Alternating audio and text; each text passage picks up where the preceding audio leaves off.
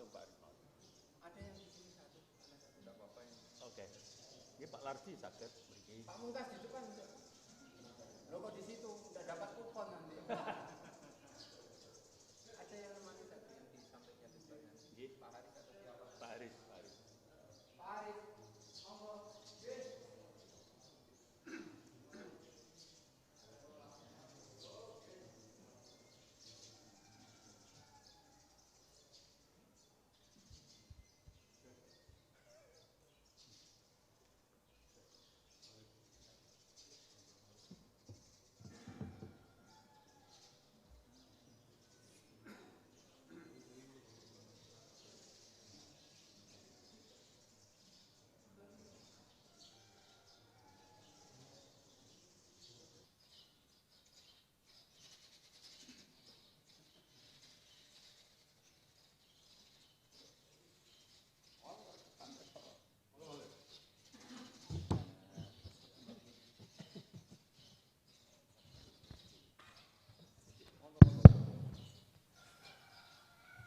Assalamualaikum warahmatullahi wabarakatuh.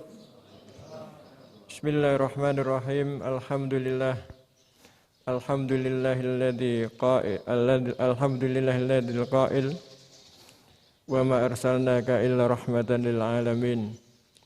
Wassalatu wassalamu ala asyrafil anbiya'i wal mursalin Muhammadin wa ala alihi wa sahbihi ajma'in. Rabbi shrah li sadri wa yassir li amri wahlul 'uqdatam min lisani yafqahu qawli. Hadirin para pemirsa yang dirahmati oleh Allah. Syukur alhamdulillah pagi hari ini kita bisa hadir, bisa menyaksikan kegiatan ngaji bareng Gus Bahak yang terselenggara atas kerjasama Universitas Muhammadiyah Malang dan Pondok Tahfidzul Quran LP3IA Naruan Rembang. Mudah-mudahan pengajian pagi hari ini mendapatkan ridha dari Allah Subhanahu wa taala. Pemirsa hadirin yang dirahmati oleh Allah, marilah kita buka bersama acara di pagi hari ini dengan bacaan basmalah. Bismillahirrahmanirrahim. Selanjutnya kata sambutan yang akan disampaikan oleh Bapak Rektor Universitas Muhammadiyah Malang, Bapak Dr. Fauzan MPD. Waktu dan tempat dipersilakan. Assalamualaikum warahmatullahi wabarakatuh. Alhamdulillah alladzi anzalal Qur'an hudan wa rahmatan lil alamin. Asyhadu an la ilaha illallah wahdahu la syarikalah wa asyhadu anna Muhammadan abduhu wa rasuluh. Amma ba'd. Yang sama-sama kita muliakan Gus Bahak dan keluarga besar Pondok Pesantren Tahfidzul Quran, para hadirin yang dirahmati oleh Allah. Pertama, marilah kita panjatkan rasa syukur kehadirat Allah Subhanahu wa taala pada pagi hari ini yang telah memberikan kenikmatan kepada kita sehingga kita bisa bersilaturahim. Bisa bersilaturahmi di majelis yang mubarak ini. Mudah-mudahan Allah selalu memberikan bimbingan kepada kita sehingga kita menjadi orang yang digolongkan sebagaimana orang-orang yang telah diberi nikmat oleh Allah. Hadirin sekalian, mungkin perlu kami aturkan, Gus Bahak, tradisi silaturahim keluarga besar UMM, khususnya pada para ulama, itu sudah sejak lama. Ya, itu bagian dari cara kami untuk tolabul ilmi. Tolabul ilmi biasanya kami mengundang, tetapi kami juga bersilaturahmi. Dan alhamdulillah pada pagi hari ini kita bisa bersilaturahim dan matur nuwun sangat Gus. Wekdal ingkang sampun dipun menapa menika paringaken bisa disempatkan untuk kehadiran kita bersama dalam rangka untuk menambah wawasan keilmuan kita, khususnya adalah memperbaiki cara beragama. Ya, memperbaiki cara beragama, mudah-mudahan lah menjadi kafah. Saya kira pengantarnya itu, dan apabila ada hal yang kurang berkenan kami mohon maaf yang sebesar-besarnya. Saya kira itu, makasih. Assalamualaikum warahmatullahi wabarakatuh. Terima kasih Pak Rektor. Hadirin para pemirsa yang dirahmati Allah, tiba saatnya mari kita simak bersama ngaji bareng Gus Bahak dengan tema meneguhkan Islam rahmatan lil alamin. Waktu dan tempat kami persilahkan untuk Gus Bahak. Assalamualaikum warahmatullahi wabarakatuh. Waalaikumsalam. Alhamdulillahirabbil alamin. Allahumma shalli wa sallim ala habibika Mustafa ka nabiyina Muhammadin wa ala alihi washabihi asma'in. Amma ba'du. Yang kita hormati Bapak Rektor UMN Dr. Fauzan MPD, Bapak Suparto, Bapak Haris, Bapak Stardi, dan Bapak Irwinto, juga Direktur Telkom Bapak Mungkas, teman-teman UMM dan semua yang mendengar yang kami hormati. Ini ngaji itu harus objektif itu jujur. Jadi bisa saja korbannya ayah saya, bisa rektornya, bisa semuanya. Tapi korban dengan makna yang bagus. Karena di antara saran Al-Quran, Allah ngendikan kalau belajar atau mencari nasihat atau mencari kebaikan apa saja, itu diistilahkan walau ala anfusikum awil walidaini wal aqrabin, meskipun ketentuan itu merugikan kamu. Jadi ketentuan apapun yang merugikan kita harus tetap kaji, meskipun itu tidak menguntungkan kita. Karena banyak problem, mulai dulu sebenarnya problem itu orang yang wakam da'in yadda'i annahu da'a ilallah, tapi hakikatnya yad'u ila nafsi. Jadi banyak dai yang mengklaim dirinya mengajak ke Allah dan Rasul, tapi sebetulnya hakikatnya mengajak ke kelompoknya sendiri. Saya ini termasuk kiai yang masih orisinil. Artinya orisinil gini, suatu saat atau kapan saja saya kok sudah tidak laku jadi kiai, asal Islam jalan tetap senang, karena nggak penting yang populer saya apa enggak itu tidak penting, yang penting agama ini tetap jalan. Sama, negara ini harus jalan siapapun presidennya. Ya, ini penting saya utarakan karena perbedaan antara nafsu dan komitmen beragama itu tipis sekali. Sehingga dulu pernah ada cerita, ini bukti keadilan Rasulullah SAW. Pernah suatu saat Nabi itu ngaji, yang ngaji seperti ini. Terus ada pemuda dengan cueknya ngelewati masjid yang sedang dipakai Nabi ngaji. Singkat cerita semuanya ngomel ya, bergumam. Celaka betul pemuda itu, ada Nabi ngaji kok tidak ikut ya. Tapi Nabi secara besar hati ngendikan, ini ada di beberapa kitab di Fadhailul Kasbi, keutamaan kerja. Kata Nabi, pemuda itu mau mencangkul di lahannya. Jika dia mencari nafkah untuk keluarganya, untuk kebaikannya, maka itu bagian dari ajaranku. Jadi Nabi berbesar hati bahwa kerja seperti itu bagian dari ajarannya. Jadi tidak harus datang ke majelis ngaji. Dan bisa saja yang sedang hadir itu ya orang yang hindari istrinya minta belanja, dari ngaji terus benar dituntut belanja kan gitu. Mungkin anak-anak UMM yang kesini daripada tengok-tengok yang Malang bosan jalan-jalan ke Rembang gitu. Nah, jadi nggak mesti benar juga niatnya gitu. Jadi ya sama itu. Jadi kalau di dunia kiai yang masih orisinil itu, nafsu itu benar-benar dilatih. Maka masyhur dalam cerita ada orang perang sama Ali radhiyallahu anhu. Ketika perang ini sangat semangat, tapi ketika orang itu meludahi dan Sayyidina Ali ini tersinggung karena diludahi, Sayyidina Ali langsung angkat tangan, sudah perangnya nggak usah diteruskan, karena saya marah sama kamu sekarang demi nafsu, karena kamu meludahi Saya, padahal saya tadi motifnya demi Allah dan Rasul. Jadi sangat tipis bedanya kita emosi karena diri kita dan emosi karena Allah dan Rasul. Sehingga ketika diludahin ini terus beliau mikir jangan-jangan perang saya karena saya diludahin. Nah, yang hilang dari peradaban modern adalah Allah itu tidak begitu hadir di hati kita. Saya sering cerita di mana-mana, teks hadis itu sebenarnya berbunyi gini, ini hadis sahih. Mangka na yu'minu billahi wal yaumil akhir fal yukrim jarohu. Ada yang fal yukrim jarohu doifahu, ada yang fal yakul khairan aul yasmut. Siapa yang iman dengan Allah dan Rasul maka harus memuliakan tetangganya, memuliakan tamunya. Dulu itu ada seorang ulama dipanggil anak muda, dibully cara sekarang. Wahai kiai, datang ke rumah saya. Datang kiai itu. Setelah sampai ke rumah orang itu, silakan kiai kembali ke rumahnya. Saya tidak butuh kiai. Kiai itu dengan riang kembali. Setelah di rumah dipanggil lagi. Pak Yai, silakan datang ke rumah saya. Datang lagi. Ya senyum-senyum kiainya santai. Wah, nggak jadi butuh Pak Yai. Silakan kembali lagi. Sampai 3 kali. Oh itu kalau rektor digitukan marah itu. Dosen marah. Kiainya santai. Santai, senyum-senyum, rileks.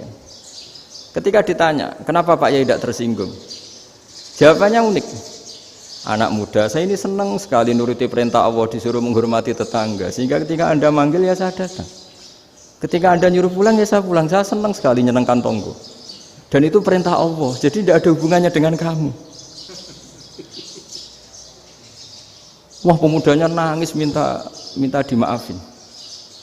Kalau kita kan enggak, kita ini dosen, kiai, mungkin kita doktor, mungkin kita profesor.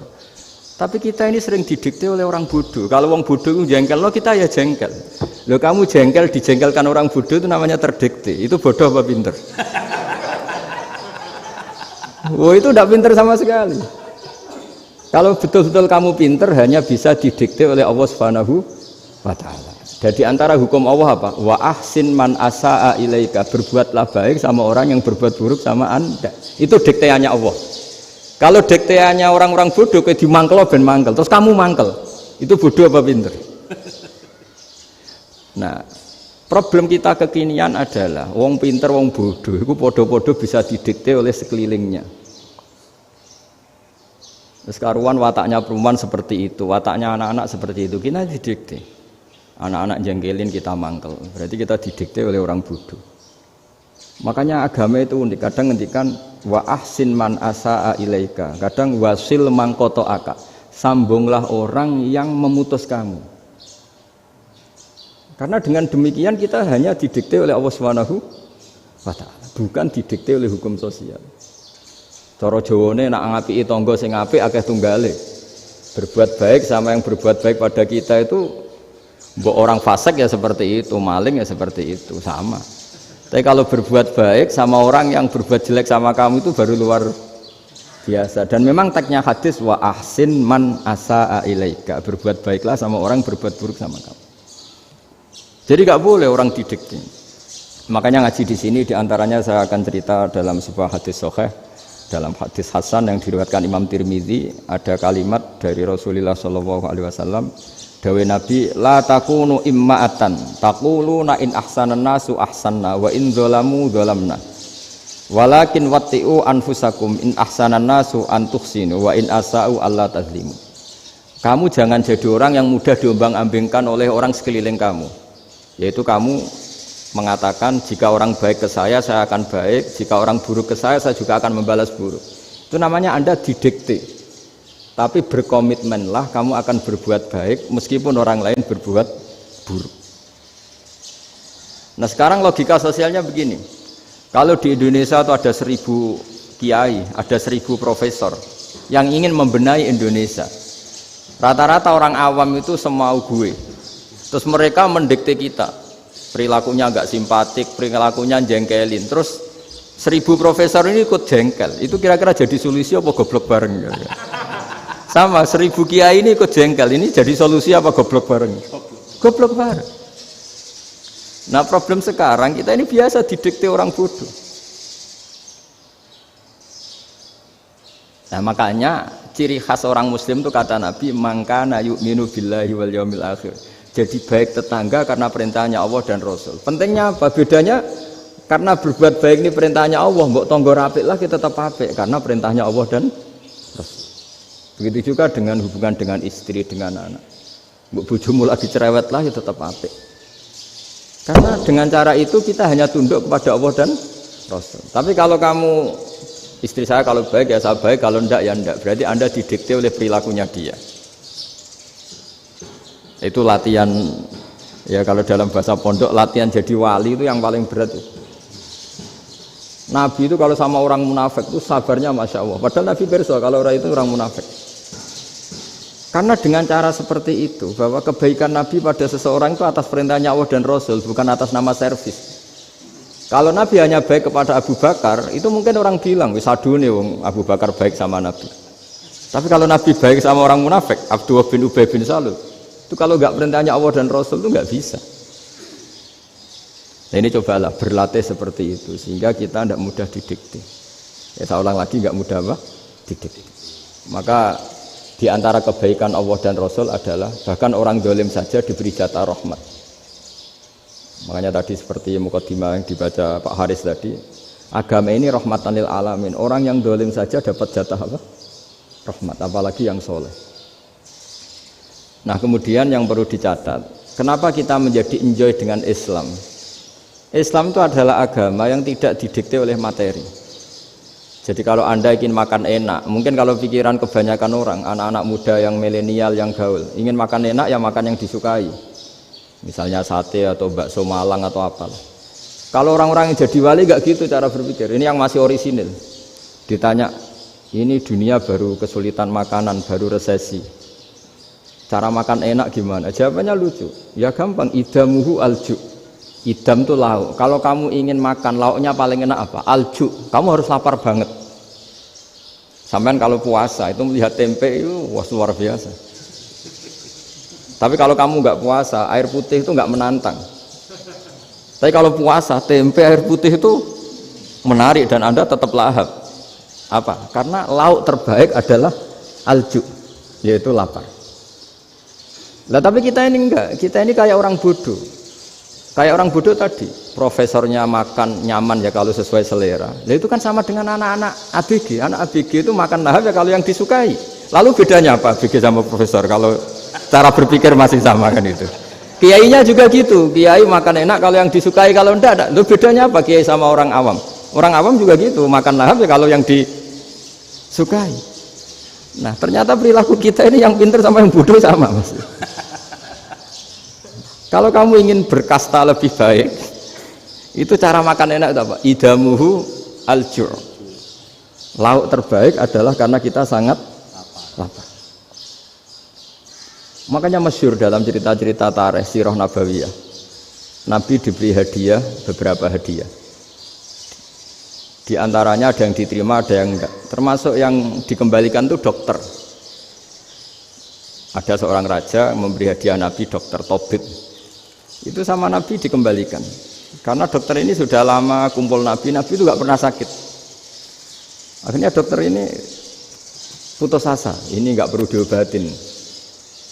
Ketika ditanya, kenapa ya Rasulullah engkau tidak pernah sakit? Karena kita ini kaum, kita ini komunitas masyarakat yang tidak akan makan kecuali lapar. Dan kalau sudah makan berhenti sebelum kenyang. Jadi sederhana sekali pengobatan zaman Nabi. Sebagian besar penyakit itu pasti disebabkan kita ceroboh dalam hal makan. Sudah ngerti kalau durian masalah, kalau makan durian enggak kehitung gitu. Apalagi kalau gratisan itu tambah banyak gitu. Pola tidur juga gitu kata Nabi, dan kita tidak tidur kalau tidak sangat ngantuk. Nah, itu namanya orang-orang soleh yang sudah tidak didikte materi. Kalau yang didikte materi kan bisa tidur nyenyak kalau kasurnya enak, AC gini-gini. Sebenarnya enggak, tidur enak itu ya kalau sangat ngantuk. Mbok di gudang, mbok di bis, kalau sangat ngantuk ya semuanya ya enak. Sama, mbok lapar, mbok hanya tempe, tapi kalau sangat lapar itu ya enak. Nah ini ilmu yang mulai hilang, ilmu-ilmu yang mulai hilang. Nah, cara ibadah juga gitu. Kita ini kan, saya ini punya bapak kiai, mbah kiai. punya guru yang sangat alim ya seorang Kiai Maimun. Itu dulu kita pengkaji ilmu itu tidak pernah tahu bedanya NU dan Muhammadiyah. Karena dulu Mbah Darwis itu, Kiai Dahlan itu dulu ngajinya bersama Mbah Hasyim ketika di Indonesia yang ngaji Mbah Soleh Darat. Mbah Soleh Darat itu dulu ngajinya sama buyut saya ke-6 namanya Mbah Soleh Asnawi di Kudus. Mbah Soleh Darat itu dulu alim-alimnya orang Jawa ya Mbah Soleh Darat, Soleh bin Umar. Tempatnya di Semarang, tapi beliau itu sebenarnya orang Jepara yang dekat Kudus. Setelah di Mekah, Mbah Hasyim ini mondoknya ya, mulazimnya ke Syekh Mahfud Termas. Tapi sesekali ke Syekh Khotib Minangkabau. Nah yang Mbah Ahmad Dahlan lebih sering ke Syekh Khotib Minangkabau, sesekali ke Mbah Mahfud. Singkat cerita, karena Syekh Khotib Minangkabau sudah modern ya, terlibat organisasi dunia. Pas itu beliau pengagum Muhammad Abduh, pengagum Rasid Ridho, sehingga bawaannya Mbah Dahlan itu lebih pergerakan karena beliau lebih ngidolakan Syekh Khotib. Nah Syekh Khotib sendiri sebenarnya orang Minangkabau. Jadi beliau namanya Muhammad saja sebenarnya. Jadi menantunya orang Arab. Oh itu dicibir mertuanya ini karena punya mantu orang Jawa, orang ndak Arab. Singkat cerita terus si mertuanya bilang gini, kamu jangan pernah bilang kalau orang Arab itu mansa kanal Arab, orang yang bertempat di Arab. Walakin mantakallama bi arabiyyin fasihin, tapi orang bisa ngomong Arab secara fasih. Singkat cerita, kalau kamu tidak percaya, nanti suatu saat menantu saya kalau Jumatan, tidak usah kamu kasih tahu, langsung suruh jadi khotib. Nggak usah kamu kasih tahu, sarannya nggak usah kamu kasih tahu. Kalau sekarang kan enggak. Kalau dosen mau jadi khotib kan mengumpulkan materi dulu. Lucunya di antara materinya itu dari TV. Makanya jadi ribet kan khutbah sekarang. Kalau musim corona ya akan ngomong corona, musim apa yang ngomong apa. Jadi lagi-lagi didikte oleh media. Sebenarnya kalau ngomong kan sesuai kebutuhan umat, ini obatnya apa. Tapi enggak sesuai trending topik, itu kan kayak anak-anak gaul. Ini dokter kok gitu kan aneh. Singkat cerita si khotib ini enggak dikasih tahu, saya Muhammad tadi enggak dikasih tahu, langsung disuruh khutbah. Fatakallama bikalamin fasihin. Dia ngomong fasih sekali. Bahkan ngalah-ngalahi fasihnya orang Arab asli. Semenjak itu beliau dapat gelar Al-Khotib, orang yang cakap berpidato berkhutbah. Makanya terus dia Khotib Al-Minangkabau. Jadi orang Indonesia itu luar biasa. Dulu yang namanya orang Indonesia di Arab Saudi itu dihormati sekali karena yang ke sana itu pasti ulama. Sudah alim di Indonesia ke sana, termasuk Mbah Ahmad Dahlan, Mbah Hasyim dulu karena sama-sama muridnya Mbah Soleh Darat. Lama-lama yang ke sana itu TKI TKW itu ya mulai agak dibully. Dulu Syekh Nawawi di antara ijtihad yang dihormati itu beliau mengkritik nyuwun sewu orang yang kan orang biasanya normalnya kan muji orang mati syahid. Hebat orang mati syahid itu hebat gini. Oke, kita sepakat orang mati syahid itu hebat. Tapi kata Imam Nawawi dengan syarat niatnya itu li'ila'i kalimatillah dan itu bawaan takdir. Saya ulang lagi, itu bawaan takdir, harus mati di medan perang. Tapi tidak boleh seseorang ini niat perang tapi niatnya supaya syahid. Karena kalau begitu berarti dia berniat supaya menjadi maktulal kafir, orang yang dibunuh orang kafir. Kedua, dengan dia mati berarti pasukan Islam berkurang. Berarti dia ingin pasukan berkurang, hanya ambisinya dia ingin langsung ke surga. Misalnya pasukan orang Islam itu 10, orang kafir 10. Kalau kamu ingin syahid berarti mati 1 kan, tinggal 9 kan. Nah kalau yang seperti itu 10 kan mati semua. Gara-gara ingin syahid akhirnya perangi rapati tenanan, benang mati, benang mlebu swarga. Kata Syekh Nawawi, ya enggak. Kalau kamu perang sama orang kafir ya niat menang. Dengan niat menang ini kamu ingin li'ila'i kalimatillah. Tapi kalau kamu ingin syahid berarti kamu menuruti keinginan nafsu kamu yang cepat masuk surga. Itu orang Arab kagumnya bukan main. Karena di mana-mana orang itu dinilai dari niatnya. Paham ini ya? Tapi perang loh ya, dalam kondisi perang, bukan teroris. Perang itu artinya orang kafir yang ingin bunuh kita, itu perang namanya apa? Perang. Dulu orang cerita syahid itu hanya pokoknya syahid itu hebat, pokoknya syahid itu hebat. Syahid di medan perang itu hebat, pokoknya syahid di medan perang hebat. Tapi ketika Syekh Nawawi memberi penjelasan ilmiah, Jika kamu perang ingin cepat mati, ingin cepat syahid, artinya ini untuk pemenuhan diri kamu, karena kamu bayangkan langsung masuk surga. Kamu lupa bahwa dengan kamu dibunuh, kekuatan Islam berkurang. Akhirnya beliau memberi penjelasan, syahid itu bagus, itu sebagai takdir. Hanya takdir itu kita perang yang ingin menang, tapi takdirnya mati. Jangan dibalik, oleh perang rapati tenanan, benang mati, namun lebu. Itu yang pertama, termasuk ulama yang pertama memberi penjelasan itu Syekh Nawawi. Akhirnya melahirkan kekaguman yang luar biasa dengan tafsir Munirnya itu. Terus beliau itu orang yang rileks kalau menjelaskan ilmu. Ini ya juga guru-gurunya Mbah Hasyim, Mbah Guru sama Mbah Hasyim sama Mbah Ahmad Dahlan Syekh Nawawi itu. Jadi dulu yang alim di Arab itu ada Syekh Nawawi, ada Syekh Khotib Minangkabau, ada Syekh Bakir Jogja, ada Syekh Mahfud Termas. Itu orang Indonesia banyak sekali yang alim. Bahkan diantaranya yang dikagumi Al-Azhar itu juga orang Indonesia, nama Syekh Abdul Manan, itu mbahnya Syekh Mahfud Termas. Itu pertama ada duta besar Indonesia di Mesir, itu termasuk barokahnya Mbak Abdul Manan tadi, itu juga orang Indonesia. Jadi pemahaman ulama Indonesia itu khas, termasuk ketika memaknai apa? Syahid. Ketika memaknai apa? Syahid. Itu unik. Ketika Syekh Nawawi diuji dulu itu yang namanya ulama diuji dulu oleh 100 ulama. Jadi dulu ya ada kompetisi. Imam Bukhari diakui jadi ahli hadis itu diuji oleh mi'atu muhaddisin, 100 orang ahli hadis, sanad dibolak-balik, matanya dibolak-balik, tapi beliau tetap bisa mengembalikan proporsi sanad itu. Syekh Nawawi pernah diuji gini. Ayul afdol al ulama awe salatin. Keren mana ulama sama raja atau sama orang-orang kaya, sama penguasa? Ya keren ulama. Terus dibully sama orang. Tapi setahu saya banyak ulama yang antri di rumahnya raja, tapi saya tidak tahu melihat raja antri di rumahnya ulama. Kan kebanyakan kan mungkin ustadz atau kiai yang antri ngajukan proposal kan enggak. Ya, kalau raja kan enggak pati itu, malah enggak usah antri, kiainya sudah nyambut sebelum datang. Jawabannya lucu Syekh Nawawi itu, dan yang tanya itu langsung diem. Ya karena ulama itu tahu fungsinya uang, sehingga cara nyari sampai seperti itu. Sementara raja-raja itu tidak tahu fungsinya ilmu, makanya tidak pernah sowan ulama.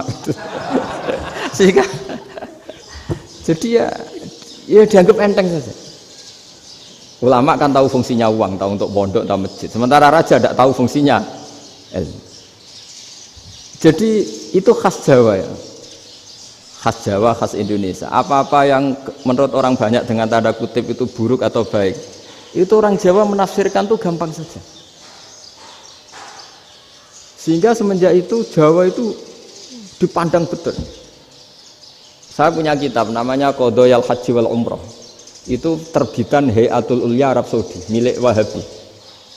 Itu diantara fatwa yang dipakai untuk solusi muskilatul haji, problem-problem haji kekinian. Itu fatwanya syekh-syekh yang dari Indonesia, termasuk Syekh Khotib Minangkabau, Syekh Nawawi Banten, Syekh Bakir Nur Jogja. Misalnya begini, dalam fatwa-fatwa yang menyulitkan kita ya, sampai sekarang jadi perdebatan.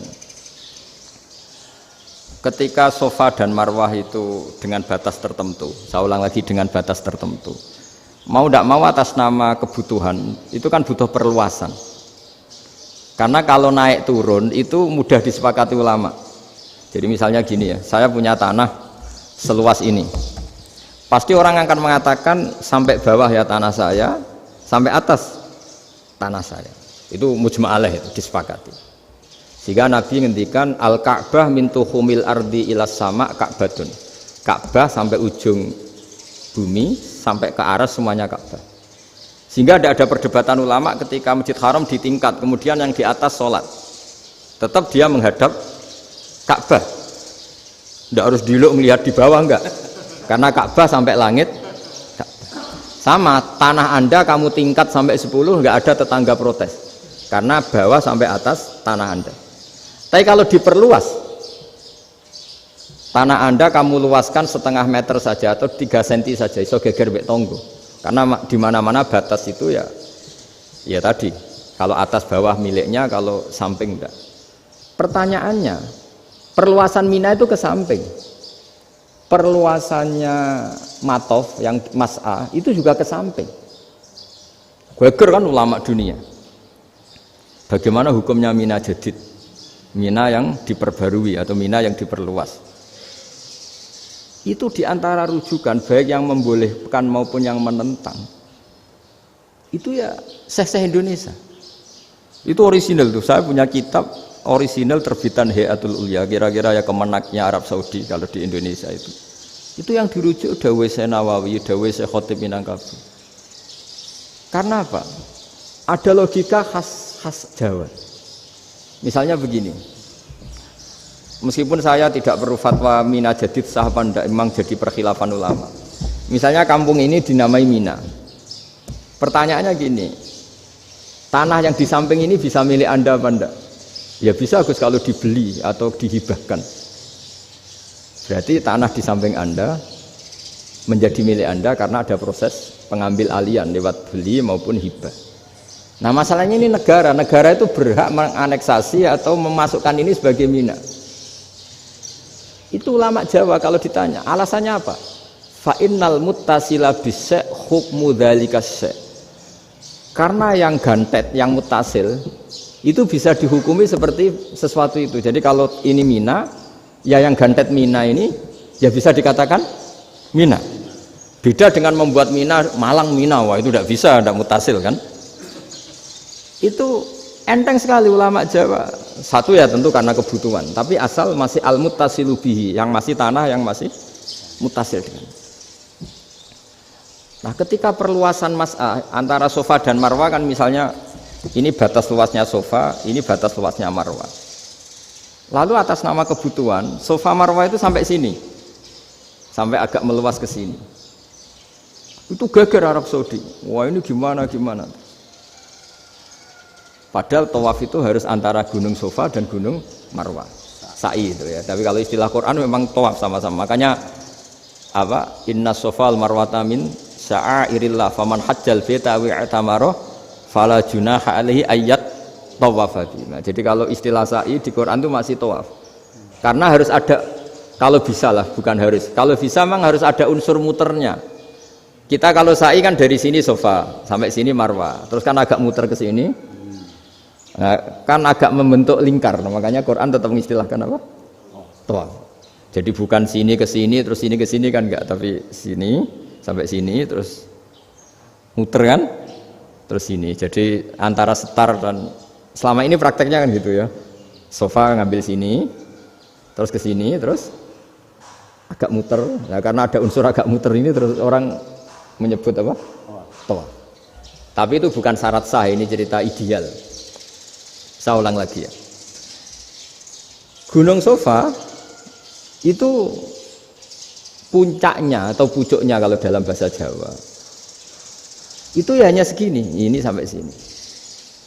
Nah, kelompok Islam yang fikih keras nggak boleh diperluas karena Allah memilih tempat ini itu spesial, jadi nggak boleh ke yang lain. Tapi ketika kebutuhan mendesak, mau tidak mau harus diperluas. Itu jawabnya Kiai Jawa lucu. Gunung sing ketok iku sing dhuwure tok. Sikilane luwih hombo. Jadi karena kita kan gunung kan bentuknya gini. Nah, sofa yang kecil itu yang atasnya, tapi sikilannya sini kakinya lebih luas. Jadi boleh perluasan asal tidak melebihi kakinya. Nah, dihitung ya lebih luas. Jadi Kiai Jawa itu kayak wong delok gunung Penanggungan, kayak gunung Arjuna. Di mana-mana puncak gunung itu lebih kecil timbang kakinya. Artinya diperluas ini bukan berarti tidak di sofa dan tidak di, itu khas Kiai Jawa. Jadi jangan kira orang Jawa itu tidak hebat sekali. Termasuk perkembangan hotel di Arab Saudi. Itu dulu sebelum ada hotel. Buyut saya kelima atau keenam dulu haji, namanya Badur Rahman. Itu kalau mau ingin apa ya, menghindari terik matahari itu masuk gua. Itu masuk gua itu hanya separuh badan, kakinya di luar. Jadi jangan bayangkan kalau gua di Indonesia kayak gua Akbar di Tuban orang bisa masuk jalan-jalan, enggak. Gua di Arab itu kayak cepitan batu, tidak sampai masuk. Sehingga kepalanya dimasukkan, kakinya masih kena matahari saking panasnya Arab Saudi. Sehingga dalam bayangan hijrah ketika Nabi bersembunyi di gua Sur, itu kata Abu Bakar, kalau orang kafir melihat kakinya pasti melihat kita karena nggak bisa masuk penuh. Jadi orang itu mau dempes tok. Sehingga ya kira-kira luasnya gua paling segini. Makanya guyonannya kiai-kiai itu untung nggak kayak gua Indonesia. Kalau kayak gua Indonesia laba-labanya capek karena luas sekali. Jadi jangan bayangkan gua Arab tuh kayak gua Indonesia. Makanya bayangannya andai kan orang tuh melihat ke bawah pasti melihat kita karena orangnya nggak bisa masuk penuh, nggak bisa masuk 100%. Ya kayak cepitan batu lah mirip.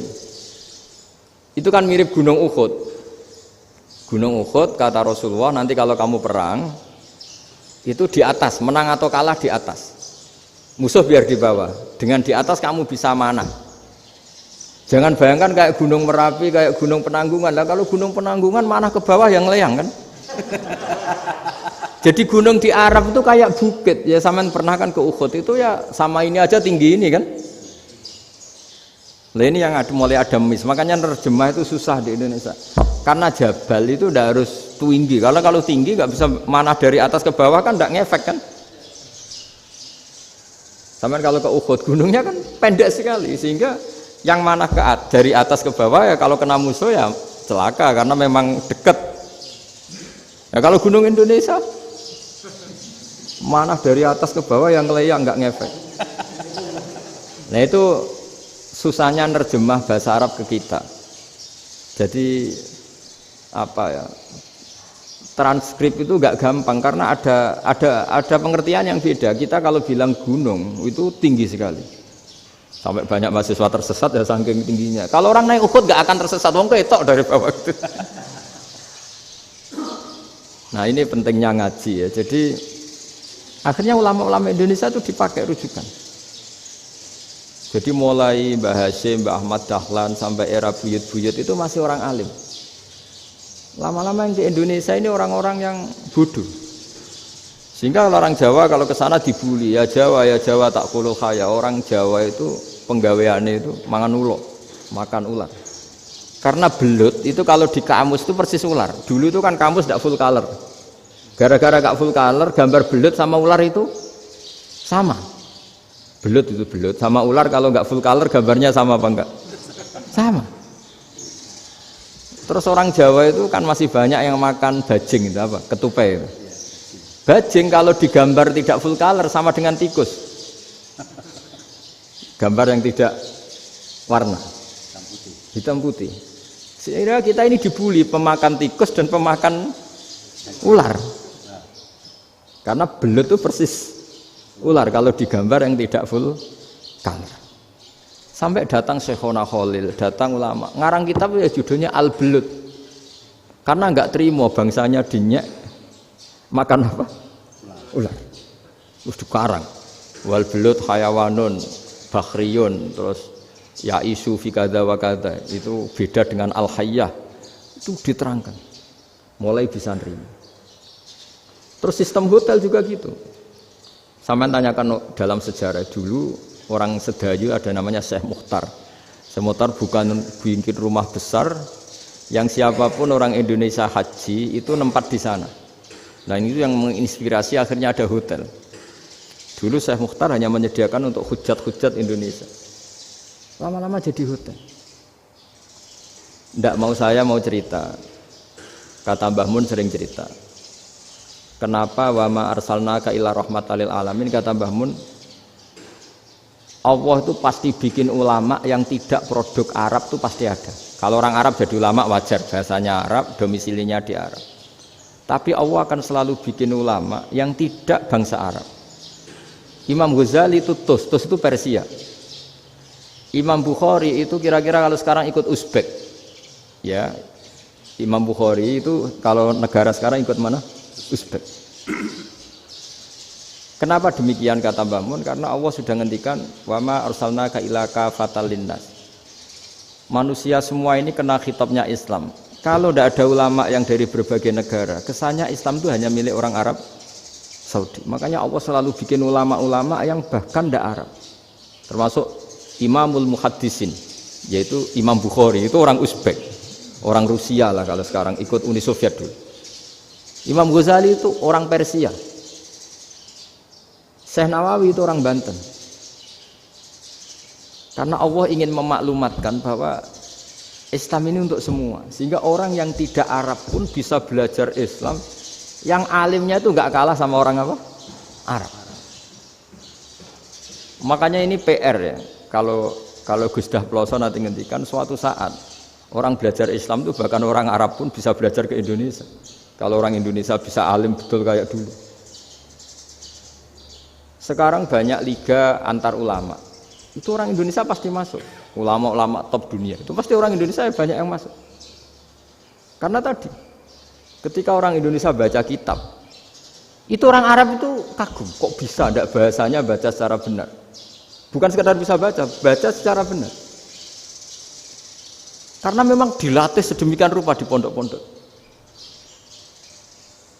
Makanya kita semua lah, yang alim di Indonesia itu kemana-mana ya pasti alim. Dulu putra Mbah Mun namanya Gus Zofur itu tahun pertama ya sudah the best di tahun pertama. Kalau tahun pertama the best-nya ilmunya bawaan dari sarang, dari keluarganya. Gus Najib mondok di Said Muhammad tahun pertama sudah dipuji sebagai yang teralim karena ya sanggup. Kalau dipujinya tahun ketiga, tahun keempat kan mungkin dapat dari sana. Ini tahun pertama. Saya ulang lagi tahun pertama. Karena pengajaran di Indonesia itu luar biasa di pondok-pondok ini. Makanya kalau dalam anekdot pondok itu cerita-cerita lucu itu. Ada orang Jakarta ngaji, setelah di kelas itu pelengahan terus. Melihat jendela, lihat pintu terus. Lama-lama gurunya marah. Kamu diajarin kok enggak punya sopan. Melihat pintu terus enggak memperhatikan guru. Anak Betawinya jawabnya lucu. Habis Pak Guru bohong. Kenapa ya? Kamu Pak Guru bilang Ja'a Zaidun, Zaid datang. Tak lihat enggak ada yang datang. Setelah itu contoh nasab kan ro'a itu Zaidan. Saya melihat Zaid, saya enggak melihat Zaid. Contoh ketiga yang jar kan maror tu Zaidin. Saya berjalan ketemu Zaid. Pak Guru diam di situ enggak jalan-jalan. Jadi saking detailnya Indonesia dia diajari. Kalau rofa Ja'a Zaidun. Kalau nasab ro'a itu Zaidan. Kalau jar maror tu Zaidin. Nah si murid Betawi ini karena pertama sekolah ngiranya gurunya itu cerita Zaid datang, makanya dia ngelihat pintu terus mana katanya datang kok enggak datang-datang. Nah dengan latihan seperti itu kemungkinan orang Indonesia salah itu kecil karena memang dilatih betul. Saya ulang lagi karena memang dilatih betul. Sehingga ketika orang Indonesia ini yang cerita seorang wartawan. Ini kisah nyata, kalau ini tidak anekdot, kisah nyata. Ada wartawan internasional meliput Ramlah itu di Gaza, di Palestina. Wartawan Indonesia ini hanya bisa bahasa Inggris. Dijak ngomong bahasa Arab, terus dia bilang saya tidak bisa. Saya tidak bisa, saya bisanya ngomong Inggris. Tapi apa yang terjadi setelah sholat, si Indonesia ini jadi imam, pakai sholat jariah lagi. Baca bismillah benar, bismillahi jar karena mudhof ilaih. Terus ketika iktidal ya benar, Rabbana lakal hamdu mil'us samawati wa mil'ul ardi benar. Ketika tahiyat ya benar, at-tahiyatul mubarakatuh sholawat. Sama orang Arab ini diambungi. Orang Arab kalau senang orang itu dicium. Kamu tawaduk, sebenarnya kamu itu ahli bahasa Arab. Karena orang Indonesia sekali sholat itu nggak ada yang salah. Meskipun benarnya karena hafalan, tapi bagi yang ahli nahwu itu hebat. Misalnya kita kalau ngapalkan kan bismillahi, bismi jar karena ba, Allahi jar karena mudhof ilaih, ar-rahmani jar karena sifat, ar-rahimi karena sifat, alhamdu rofa karena mubtada, lillahi jar karena ada huruf jarli, robbi jar karena sifat. Sebetulnya tidak karena pinter, tapi karena hafalan. Tapi orang Indonesia hebatnya itu benar terus. Rabbana lakal hamdu. Ya kan, alhamdu rofa, terus mil'us samawati ya rofa karena sifat. Sehingga terus orang Indonesia kalau sholat di Timur Tengah itu dipuji karena makhrajnya ya benar, rofa nasabnya juga benar. Nah itu di negara lain tidak ada nggak Indonesia. Orang Cina itu sering bikin marah orang-orang Arab karena kalau dongo itu nggak fasih kayak orang Indonesia. Kalau orang Indonesia kalau dongo ya Allahumma tohir qalbi. Orang Cina ini yang jadi guyon di Arab. Allahumma tahir kalbi gitu. Itu kan bedanya aja loh. Itu orang Arab pertama membiarin, lama-lama kalbun entak gitu. Maksudnya asu-asumu gitu. Karena dia bilangnya qaf itu kaf. Jadi kalau Allahumma do Allah tohir, kula aturi nyucekno panjenengan kalbi ing asu ingsun kan. Tapi kalau qalbi itu ati ingsun, tapi kalau kalbi anjing ingsun. Bedanya qaf sama kaf. Ana arah-arah kalbun entak. Asu-asumu maksudnya kan.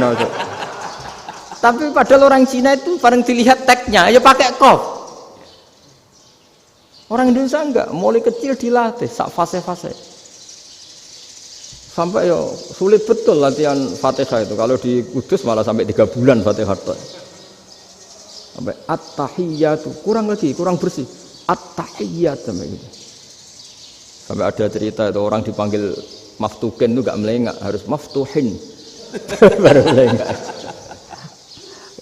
Tapi barokahnya itu orang Indonesia kalau dongo memang benar-benar Allahumma tohir qalbi. Ya Allah sucikan hati kami, bukan tahir kalbi. Karena sekali jadi kaf itu maknanya anjing saya. Ya Allah sucikan anjing. Jadi ini orang Indonesia. Jadi kata Mbah Mun, dawe Mbah Mun, illaka fatal linnas, bahwa agama ini milik semuanya. Itu diantara bukti Allah menghendaki atau mendesain Islam seperti ini, orang yang belajar di Indonesia itu pengetahuannya Islam, pengetahuannya tentang Islam itu tidak kalah sama yang belajar di Al-Azhar, sama yang belajar di Arab Saudi. Makanya ini PR-nya UMM, PR-nya IAIN, PR-nya UIN. Bisa enggak sealim mereka dalam bahasa Arab? Nah, bahasa Arabnya man anta, ana zaidun. Jangan sampai, karena kita di sana ini kadung dibully. Orang Arab tuh kalau bully kita, sampai tak kasih cerita. Itu ngawurnya Masya Allah. Kata dia, ada anak orang Indonesia haji. Si anaknya orang Indonesia yang dijotos sama anaknya orang Arab. Dijotos, dipukul. Singkat cerita terus si orang Indonesia nggak terima, anaknya yang orang Arab dipukul. Yang balas bapaknya. Orang Arab tanya, lima ada dorobta ibni, kenapa kamu mukul anak saya? Itu orang Indonesia bahasa, wah aku biasa.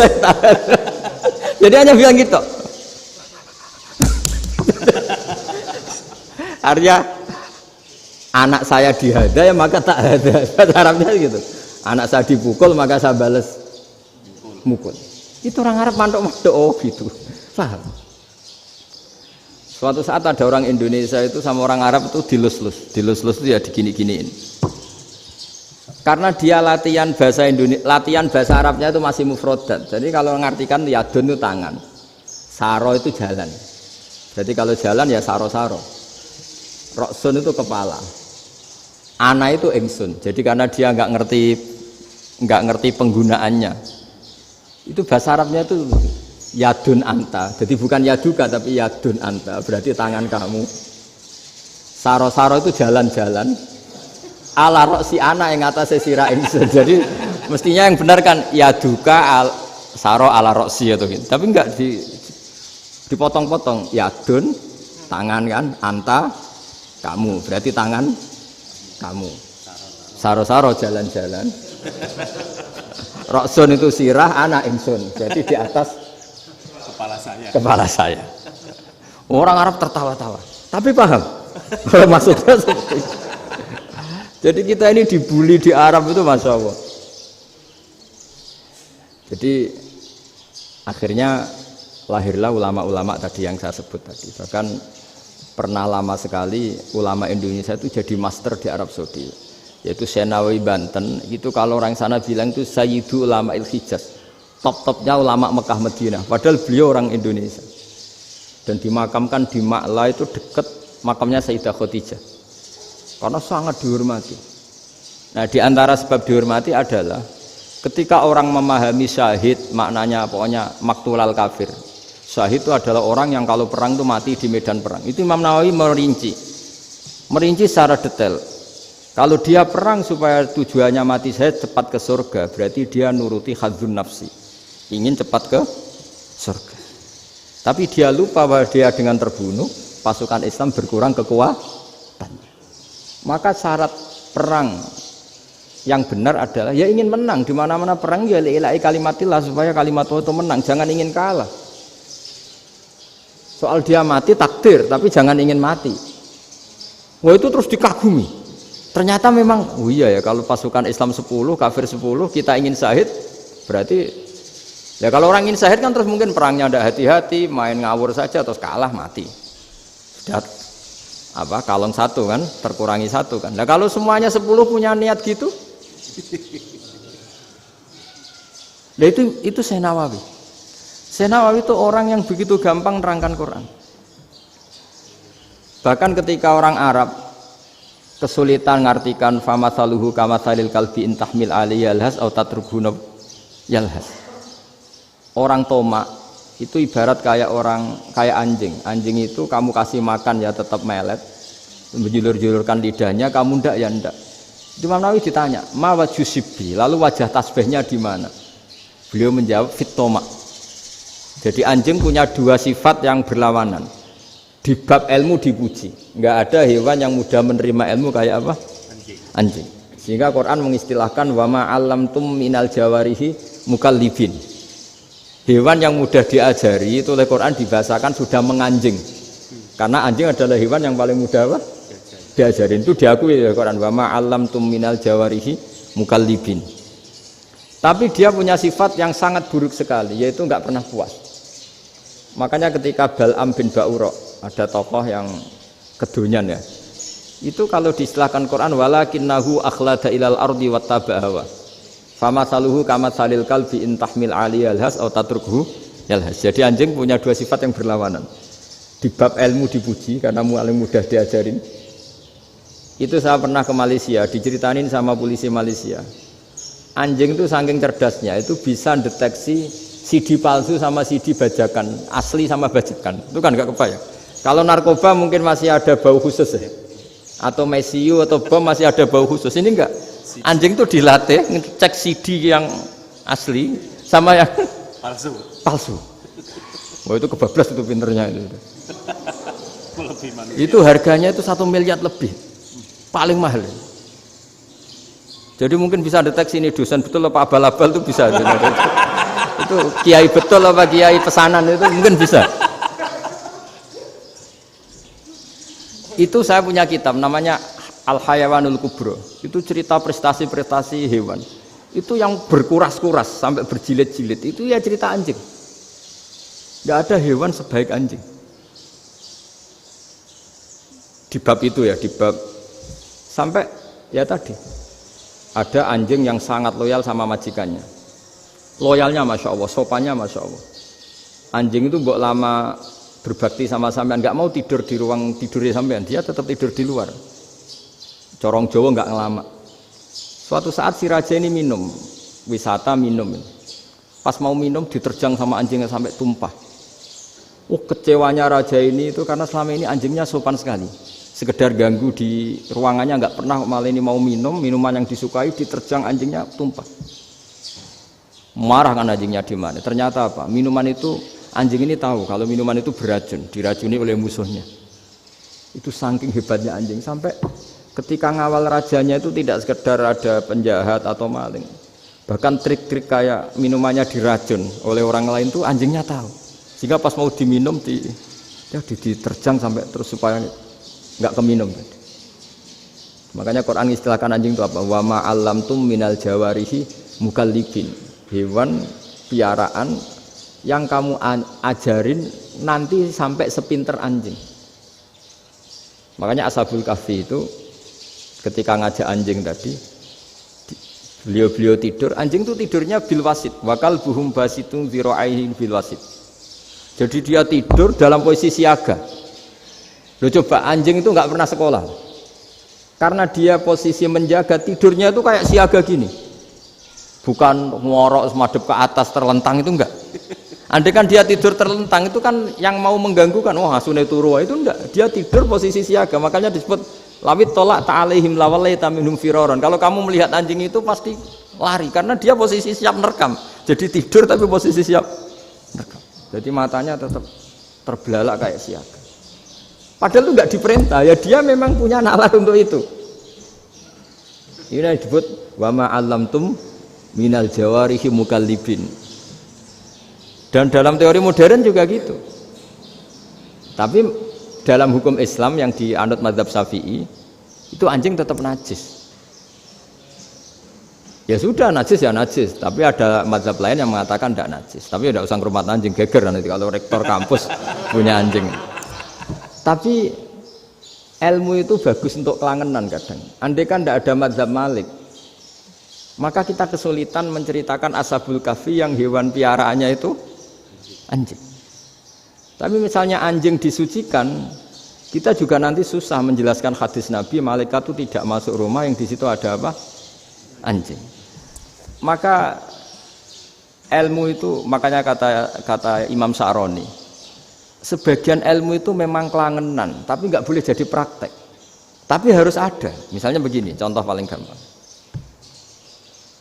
Api dalam mazhab Syafi'i kan alat pensuci hanya dua, air dan tanah. Ya saya ulang lagi, air dan tanah, yaitu tanah untuk mensucikan najis anjing. Imam Abu Hanifah menambahkan api. Mazhab Syafi'i itu agak kesulitan ketika ada batu bata dibikin dari tanah-tanah yang bercampur kotoran. Mazhab Syafi'i akan kesulitan karena di situ ada najis yang jadi materinya bata. Hukumnya gimana kalau nanti dipakai masjid? Tapi barokahnya ada beberapa mazhab. Abu Hanifah mengatakan dan api. Jadi apa tadi air, tanah, api. Alasannya masuk akal. Ketika usatul mukminin, orang-orang mukmin yang ahli maksiat itu sebelum masuk surga, kalau dia dosanya banyak itu dibakar dulu supaya suci. Emas itu untuk memisahkan dengan materi lain juga harus dibakar. Berarti api termasuk alat. Artinya gini, batu bata yang materinya dari tadi najis sekalipun, ini menjadi suci karena ngalami pembakaran. Tapi kata Imam Sa'roni, ilmu ini hanya sebagai ilmu. Jangan sampai kalau kamu mau wudhu gak ada air terus membakar diri lah, ini ribet kan. Jadi ilmu itu sebagian memang untuk kelangenan. Karena kita butuh. Andai kan tidak ada mazhab Abu Hanifah, maka kita akan kesulitan pakai bata. Yang kita tahu cara bikinnya kadang di tempat yang kotor, di tempat yang najis. Tapi karena ini ngalami dibakar, maka hukumnya suci menurut mazhab Abu Hanifah. Dan itu sering. Ulama itu sampai apa? Saya punya kitab fikih namanya Fardul Masail. Pengandaian ada masalah. Jadi masalah itu belum terjadi tapi diandaikan. Misalnya kayak di Texas. Bumi itu bulat-bulat. Texas itu kalau dibor itu pas Ka'bah. Lalu kiblatnya di mana? Bumi ini kan hanya rubuk-rubuk seperempat. Yang ada arah itu seperempat. Tapi kalau Ka'bah itu sama Texas atau Texas dengan Ka'bah itu lalu kiblatnya mana? Wong sudah bebas arah. Maka ilmu mengatakan mara'ahu muslimuna hasanan fawa indahu hasanun. Kamu jangan nuruti ilmu hakikat tapi nuruti mindset. Kalau mainstreamnya orang banyak seperti itu, mindsetnya orang sana misalnya Ka'bah sana ya ikut sana. Tapi ini tidak mewakili hakikat karena kalau yang 380 derajat itu kan terus ribet. Makanya ini kesulitan di bab-bab fikih. Ya saya ulang lagi, kesulitan di bab-bab fikih. Makanya fikih itu selalu bicara misalnya gini, ada orang sholat. Saya ulang lagi. Setelah salam pertama dia kentut, itu sholatnya batal apa enggak? Itu lama berdebat. Yang dikatakan rukun sholat itu salam pertama. Sehingga orang kalau sudah salam pertama, maka sudah keluar dari sholat. Maka kalau kentut enggak apa-apa, wong yang keluar dari sholat itu salam pertama. Tapi lalu pertanyaannya, kenapa Nabi salam 2 kali? Lalu yang kedua gunanya apa? Ribet kan, partai ini kalah pasti kalau ditanya gitu. Tapi kalau ditanya dibalik, sholat itu satu ibadah yang dimulai dengan takbir, yang diakhiri dengan salam. Berarti salam pertama itu pengakhir apa nunggu salam kedua? Pertama, di semua ulama bilang salam pertama. Kalau salam pertama sudah pengakhir, berarti pembatalan setelah itu nggak punya efek, nggak punya akibat. Itu kan ribet, debat fikih itu memang ribet. Fikih itu memang senam otak karena pertanyaannya mirip-mirip seperti itu. Nah, sampean milih mana? Milih salam pertama apa salam kedua? Pasti ulama milih salam pertama. Jadi anehnya fikih itu di situ. Misalnya orang mati, takbir itu berapa kali? 4 kali. Andai kan takbir 5 kali itu batal apa enggak? Satu ulama mengatakan 5 kali itu batal. Karena rukunnya sholat jenazah itu takbir 4 kali. Berhubung ini rukun, kalau nambahi ke 5 berarti menambahkan rukun. Kayak kamu sholat rukuk 2 kali kan batal. Sujud 3 kali batal karena menambahkan apa? Rukun. Berarti kalau takbir 5 kali batal. Tapi pertanyaannya, takbir itu adalah wiridan biasa sehingga kalau ditambahkan nggak punya akibat batal. Jadi perdebatan ulama itu kadang ya lucu. Kayak kemarin Pak Haris pas pertama bertamu ke sini mau ngundang saya, tak ceritain. Dulu sholat jenazah itu pasti mayat di depan. Karena lazimnya sholat jenazah itu mayat di depan. Tapi mulai dulu ulama sudah berpendapat, andai kan jenazahnya di belakang pun tetap sah. Fa innal janazah laisat bi imamin. Karena jenazah itu tidak imam. Kenapa harus di depan? Oh, tidak imam kok harus di depan. Itu mulai dulu. Sehingga ketika Arab Saudi pernah mengalami tragedi, ada orang yang dibungkus kayak mayit, ternyata senjata. Setelah di dekat Ka'bah dipakai. Dulu tragedi tahun berapa itu? Pokoknya pernah ada tragedi itu. Semenjak itu Arab Saudi kalau ada orang mati tetap di kamar mayit terus ada sholat jenazah. Padahal mayitnya di belakang yang jamaah. Jadi meskipun kita tidak akan bikin ajaran baru jenazah di belakang ya tidak keren, kasihan kan. Tetap biasanya di depan ya di depan. Tapi meskipun jenazah ini di depan, kita tetap berpendapat andai kan di belakang tetap sah, tapi nggak usah dipraktekkan. Nah pentingnya ilmu ini begini. Saya misalnya di Rembang, boleh nggak nyolati ghaib jenazah yang di Surabaya? Boleh kan? Padahal yang kita solati di belakang. Jadi ilmu itu penting. Cocok tidak cocok, nama ilmu itu penting. Terus ada gini lagi pertanyaan di fikih. Memang saya sengaja akan ngaji fikih. Kalau ngaji intelektualitas orang Muhammadiyah juara lah. Tapi ini ngaji fikih. Ada orang sarongnya itu pas sampai lutut. Kalau berdiri lututnya tertutup. Tapi nanti kalau ruko agak jengking lututnya terbuka. Itu batalnya nunggu ruko apa mulai takbir sudah batal? Padahal pasti nanti batal kalau ruko ini. Itu ada ulama yang mengatakan, ya batalnya nunggu ruko. Bagaimanapun terjadinya pembatalan waktu ruko. Ada ulama mengatakan yang enggak mulai awal sudah tidak sah itu, karena pasti ngalami batal. Nah, pertanyaan-pertanyaan seperti itu penting karena lalu Allah menilai apa? Ya nilai niatnya. Misalnya gini, kalau contoh itu mungkin Anda tidak tertarik, tapi contoh begini. Kita mau operasi jam 10 siang. Kita tahu kalau nanti 10 siang akan divonis medis harus makan karena mau berobat. Malamnya itu kalau kamu orang soleh, bayangkan kamu orang soleh. Kalau tidak orang soleh kan tidak punya komitmen. Kamu milih niat puasa, apa enggak jam 10 mesti mokak menisan raposo. Kamu orang soleh. Kalau kamu orang soleh pasti milih puasa karena ini Ramadan. Meskipun nanti jam 10 pasti disuruh batal sama dokter. Setidaknya kita berpikir gini, nak mati jam itu paling enggak ditulis saya sebagai orang yang puasa. Jadi perasaannya orang soleh itu beda. Kalau orang kok sampean barang menisan raposo kok ya mesti. Sampean tidak pernah berpikir bahwa puasa mulai fajar sampai jam 10 itu luar biasa. Bisa saja kita mati jam 7, bisa saja mati jam 6. Kan ditulis Allah sebagai orang yang berkomitmen terhadap puasa. Terus ada kemungkinan kecil, udahlah jam 10 itu dokternya sakit atau nggak jadi ke sana.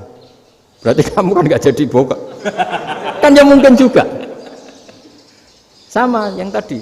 Delalah sebelum ruko ono wong sing nyarongi sampean. Sehingga sholatnya normal. Kamu tidak menemukan pakaian yang pas, jebule pas setelah ruko, mau ruko ono wong wah sholatnya kira bener disarongi. Itu agama. Jadi agama itu dimulai dari mana coba? Dimulai dari niat, dari komitmen.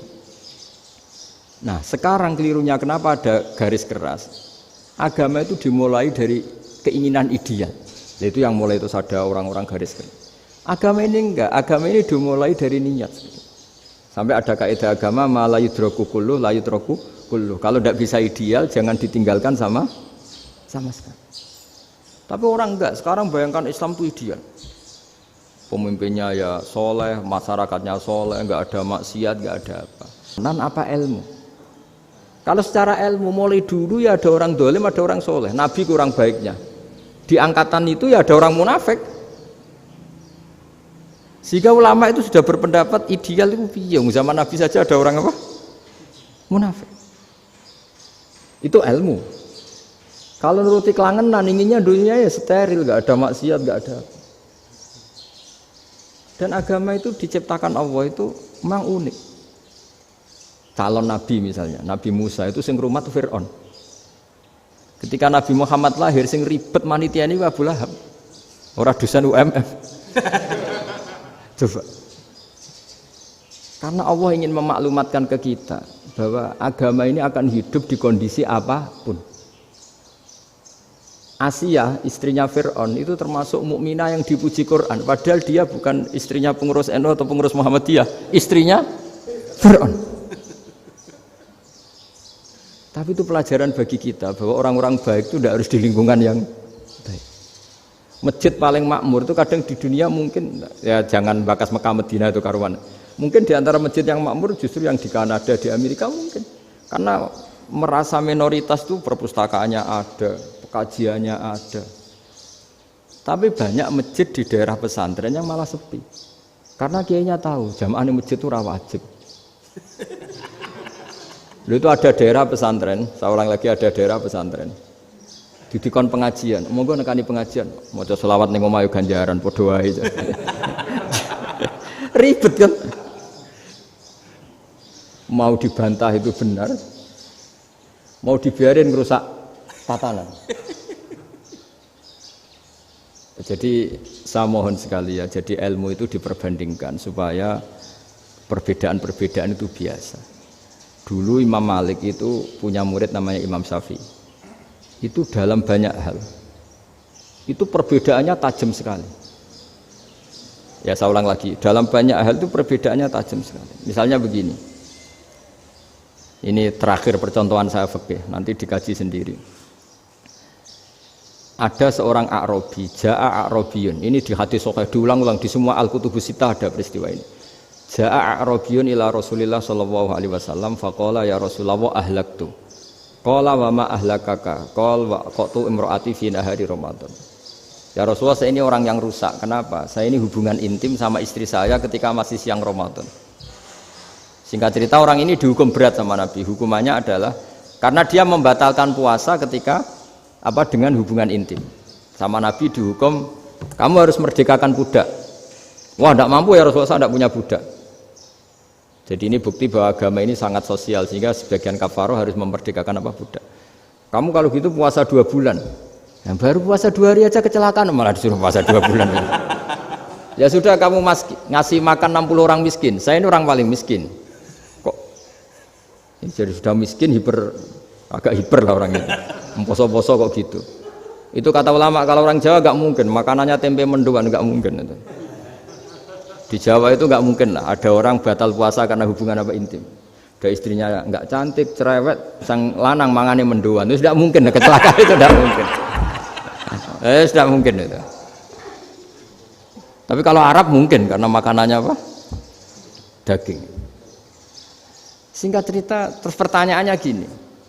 Kalau batal biasa itu kan bayarnya puasa 1 hari. Kalau batal, tapi kalau batal pakai hubungan intim, pakai jima kalau dalam bahasa fikih itu kafarohnya berat, yaitu merdekakan budak atau puasa 2 bulan berturut-turut. Pertanyaannya gini, jima istri itu boleh loh tidak zina. Saya ulangi, jima istri itu boleh loh tidak zina. Itu kan hukumannya berat. Nah terus Imam Malik berpikir kalau gitu tidak harus jima dong. Poso-poso, ora ono uzur, ora ono apa terus nyate.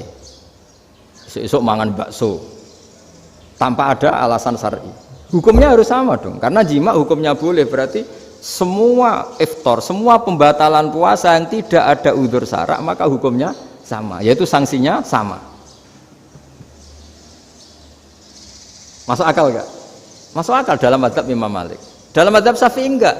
Mulai dulu jima itu beda. Kayak mertamu nih gone wong, mangan iku oleh, tapi nak nggo bojomu mbok jima niku wis nemen ngawure lah. Tetep beda. Dari Imam Syafi'i itu pokoknya beda, jima sama makan itu beda.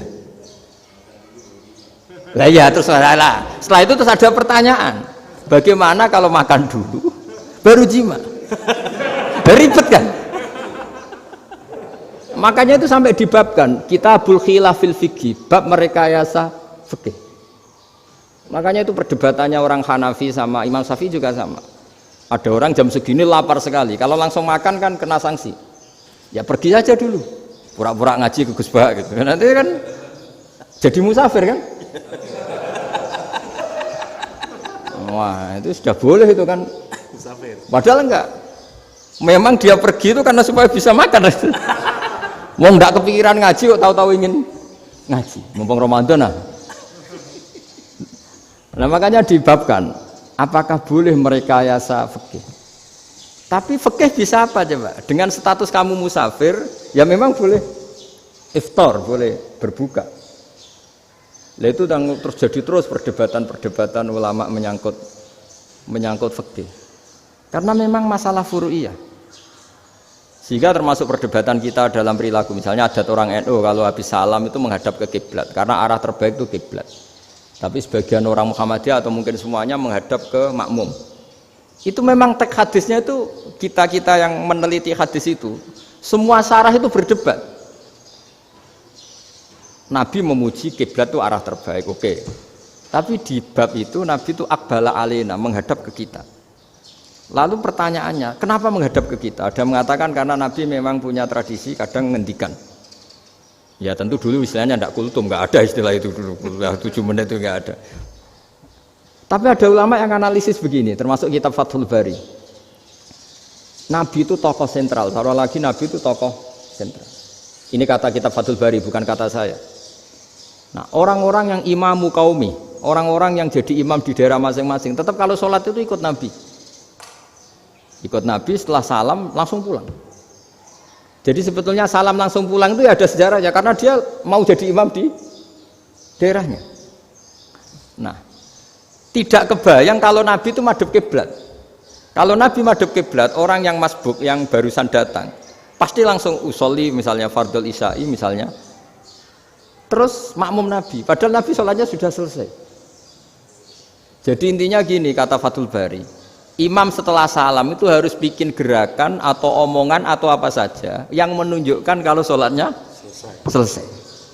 Di antara gerakan itu adalah beliau harus menghadap ke hadirin atau menghadap ke utara atau apa saja yang penting menunjukkan kalau sholat ini sudah selesai.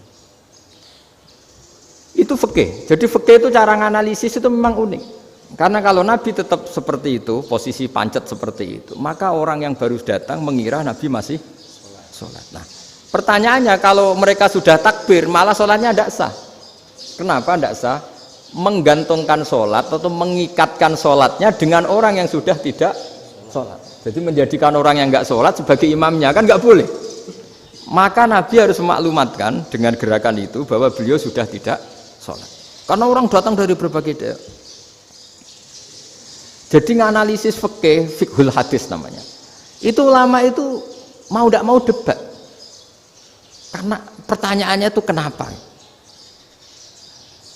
ya memang mau apa karena yang namanya sosial itu yahtamilu muhtamilatin ada sekian kemungkinan makanya dalam madhab istimbat itu ketika Nabi sedekah pakai tamer pakai kurma itu ulama mesti ngitungnya tuh kut itu makanan pokok. Sehingga Imam Syafi'i mengatakan kalau di Indonesia pakai beras misalnya karena kutil balat Indonesia itu beras. Oke, Imam Syafi'i mainstream. Tapi ketika era Yusuf Qaradawi di Al-Azhar di Mesir sana, ulama-ulama mulai usil.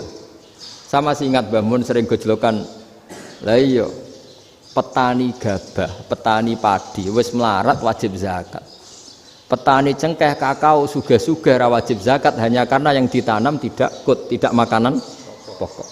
Jadi mulai ada ulama mulai gerah lah kalau bahasa politiknya mulai gerah. yang petani miskin gara-gara yang ditanam padi wajib zakat. Yang orang-orang di sana misalnya di Sulawesi karena tanamannya kakao atau cengkeh tidak wajib zakat karena bentuknya tidak tidak makanan pokok. Geger kan di Al-Azhar geger. Akhirnya hampir semua ulama berpendapat ya sudah sekarang ketika Nabi menzakati makanan pokok itu jangan dihitung sebagai makanan pokok. Wa mimma akhrajna lakum minal ard. Apa saja, ma itu apa saja. Makanya kata Yusuf Qaradawi, ma itu apa saja. Makanya semua tanaman yang menghasilkan uang itu wajib zakat. Nah, masalahnya kitab-kitab Syafi'iyah itu sudah mamlu'ah, sudah penuh dengan penjelasan misalnya fala zakata fil khadrawat. Maka enggak perlu zakat untuk kayak kangkung, semangka dan sebagainya. Nah, lalu kiai-kiai angkatan modern kayak Mbah Mun itu sering dapat masukan. Saya pernah dengar sendiri. Yai, saya ini punya sawah 1 hektar, tak tanamin padi, itu nggak pernah kaya saya. Sekarang tak tanamin kangkung malah saya kaya, karena tiap 3 hari panen tak kirim ke Jakarta. Itu orang Indramayu yang tanya. Jadi gak tanam padi nggak pernah kaya, tanam kangkung kaya. Nah, karena dia orang soleh, kalau zakat boten. Mau diwajibkan zakat tidak makanan pokok, mau tidak wajib dia kaya. Semenjak itu perubahan di Indonesia ikut. Akhirnya ada zakat, pokoknya asal tanaman yang 1 nisab ya wajib zakat. Masih ada debat lagi. Ketika nanam ingin dipanen, itu dia petani apa pedagang? Karena nanti perdebatannya ikutnya zakat zuruk, zakat tanaman apa zakat pedagang. Kalau sampean nggak pernah debat berarti sebenarnya Anda tidak dosen Islam ini. Dosen nggak pernah diskusi fikih apa Islam. Karena saya berkali-kali punya tamu itu begini, Gus saya ini pedagang melon, tapi dia penanam melon, jadi pedagang yang agak ingin badi banyak. Itu caranya gini Pak Rektor, saya misalnya pedagang melon, daripada saya kulak di pasar atau dari petani sudah mahal, nyewa tanah sekian hektar terus ditanami melon. Setelah berhasil ini dia zakatnya tanaman apa zakat pedagang? Karena dia nanam itu mentalnya sudah pedagang. Padahal nanti zakatnya beda kan. Yang 1 2,5%, yang 1 rubul usur sama nisul usur sama usur. 1/10 sama 1/20. Kalau zakatnya zuruk kan 1/10 atau 1/20. Yang 1 rubul usur, kira-kira 2,5. Saya ulang lagi ya. Jadi di era modern itu kita jadi bingung, pedagang tapi gayanya petani tapi hakikatnya. Jadi gampangannya gini ya, kalau saya pedagang beras, kok saya kaya raya, itu mendingan nyewa sekian hektar untuk ditanamin beras, padi ya, daripada tengkulak, daripada beli. Akhirnya perdebatannya, ini zakatnya pakai apa? Misalnya tebu, misalnya petani tebu. Oh jelas kalau jual nanam tebu itu ingin dijual. Masa apa itu es tebu berhektar-hektar? Lah kira-kira kalau menurut jenengan ini zakatnya zakat apa? Tijarah apa zakat tanaman? Mentalnya tijarah, mentalnya pedagang. Nah ini saya hanya mau cerita. Khilaf, kadang-kadang orang angen-angen. Khilaf itu nggak mungkin enggak. Ya sama seperti NU dan Muhammadiyah selalu khilaf awal Ramadan. Itu memang nggak bisa nggak khilaf. Misalnya begini, saya beri contoh ya. Karena kadang yang khilaf juga nggak pernah belajar. Lucu kan? Tak beri contoh ya. 2001 itu abad keberapa coba? Tahun 2001. Abad 21 abad 20? Abad 21. Jadi meskipun terpaut 1 tahun, padahal abad itu 100 tahun. Nah, pikirannya orang-orang Muhammadiyah seperti itu. Hilal kalau sudah melewati garis ufuk, meskipun setengah derajat atau 1 derajat itu sudah ikut bulan berikutnya, sehingga ya sudah meskipun sekian derajat sudah dianggap Ramadan. Nah pikirannya orang NU enggak, harus ru'yah bil fi'li. Itu sebetulnya lagi-lagi sebenarnya enggak masalah NU dan Muhammadiyah, itu di kitab-kitab ya seperti itu.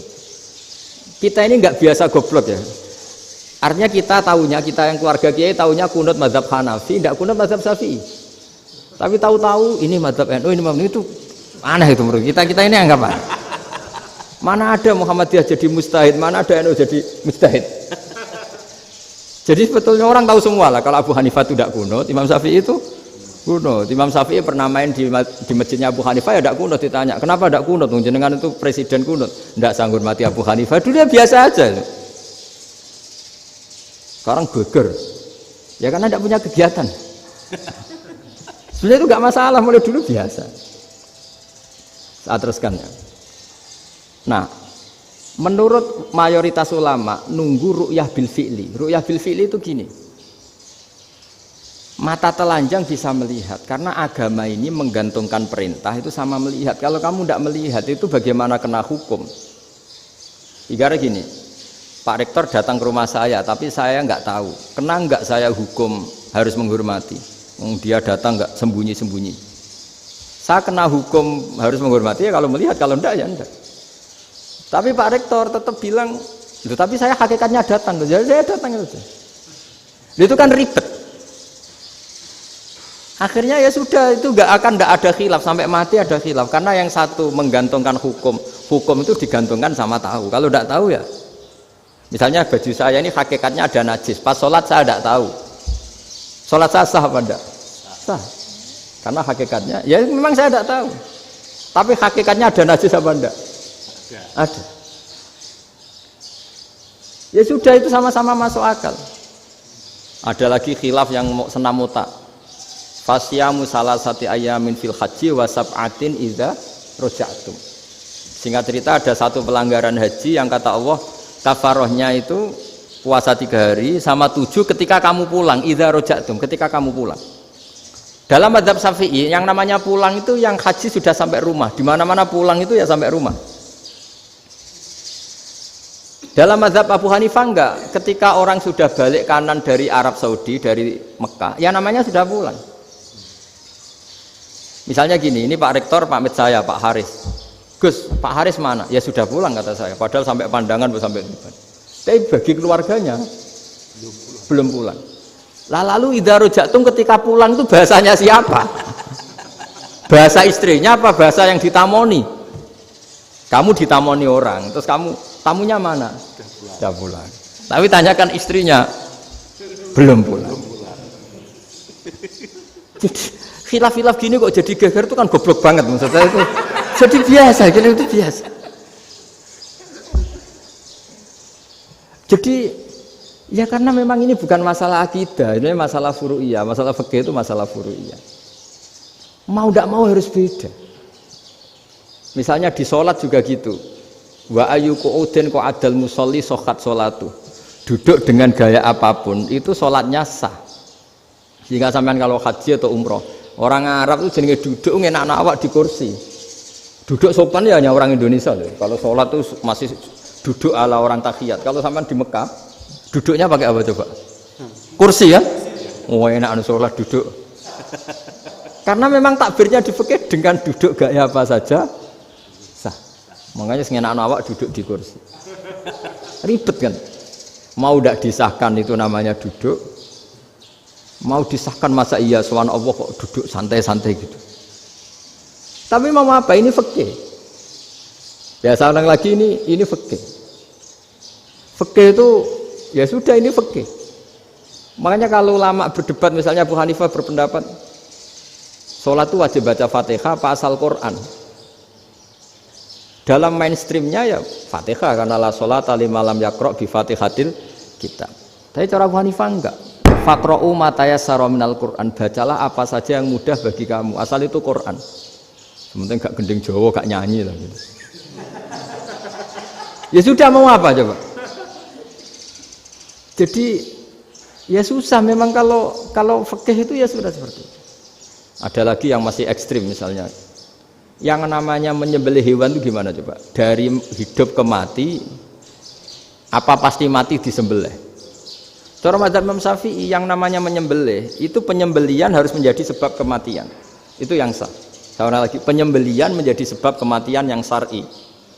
Sehingga beliau mensyaratkan hewan yang disembelih ini masih punya hayatun mustaqirrah, punya kehidupan yang normal. Sehingga kalau nggak disembelih ya hidup.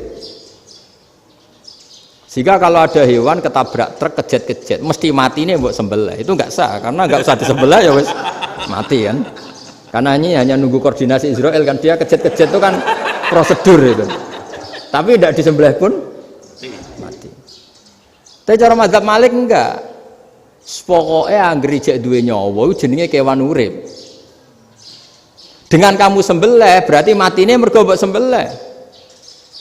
Meskipun nanti ya nggak usah disembelih ya mati. Coba hitung secara ilmu matematika. Kalau nggak disembelih hidupnya 5 menit. Gara-gara kamu sembelih hidupnya langsung mati. Terus dia matinya, cara di persidangan matinya disebabkan apa? Disebabkan disembelih apa kecelakaan? Loh, ya debat toh kamu. Sama-sama UMM aja debat.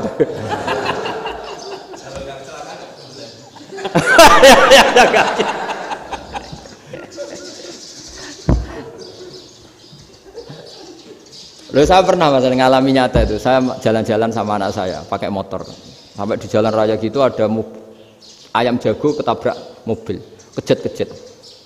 Orangnya tanya, Gus, ini halal tau ora? Wis kanggo kon halal lah. Suatu saat dia nggak terima kan, tanya, kenapa Gus?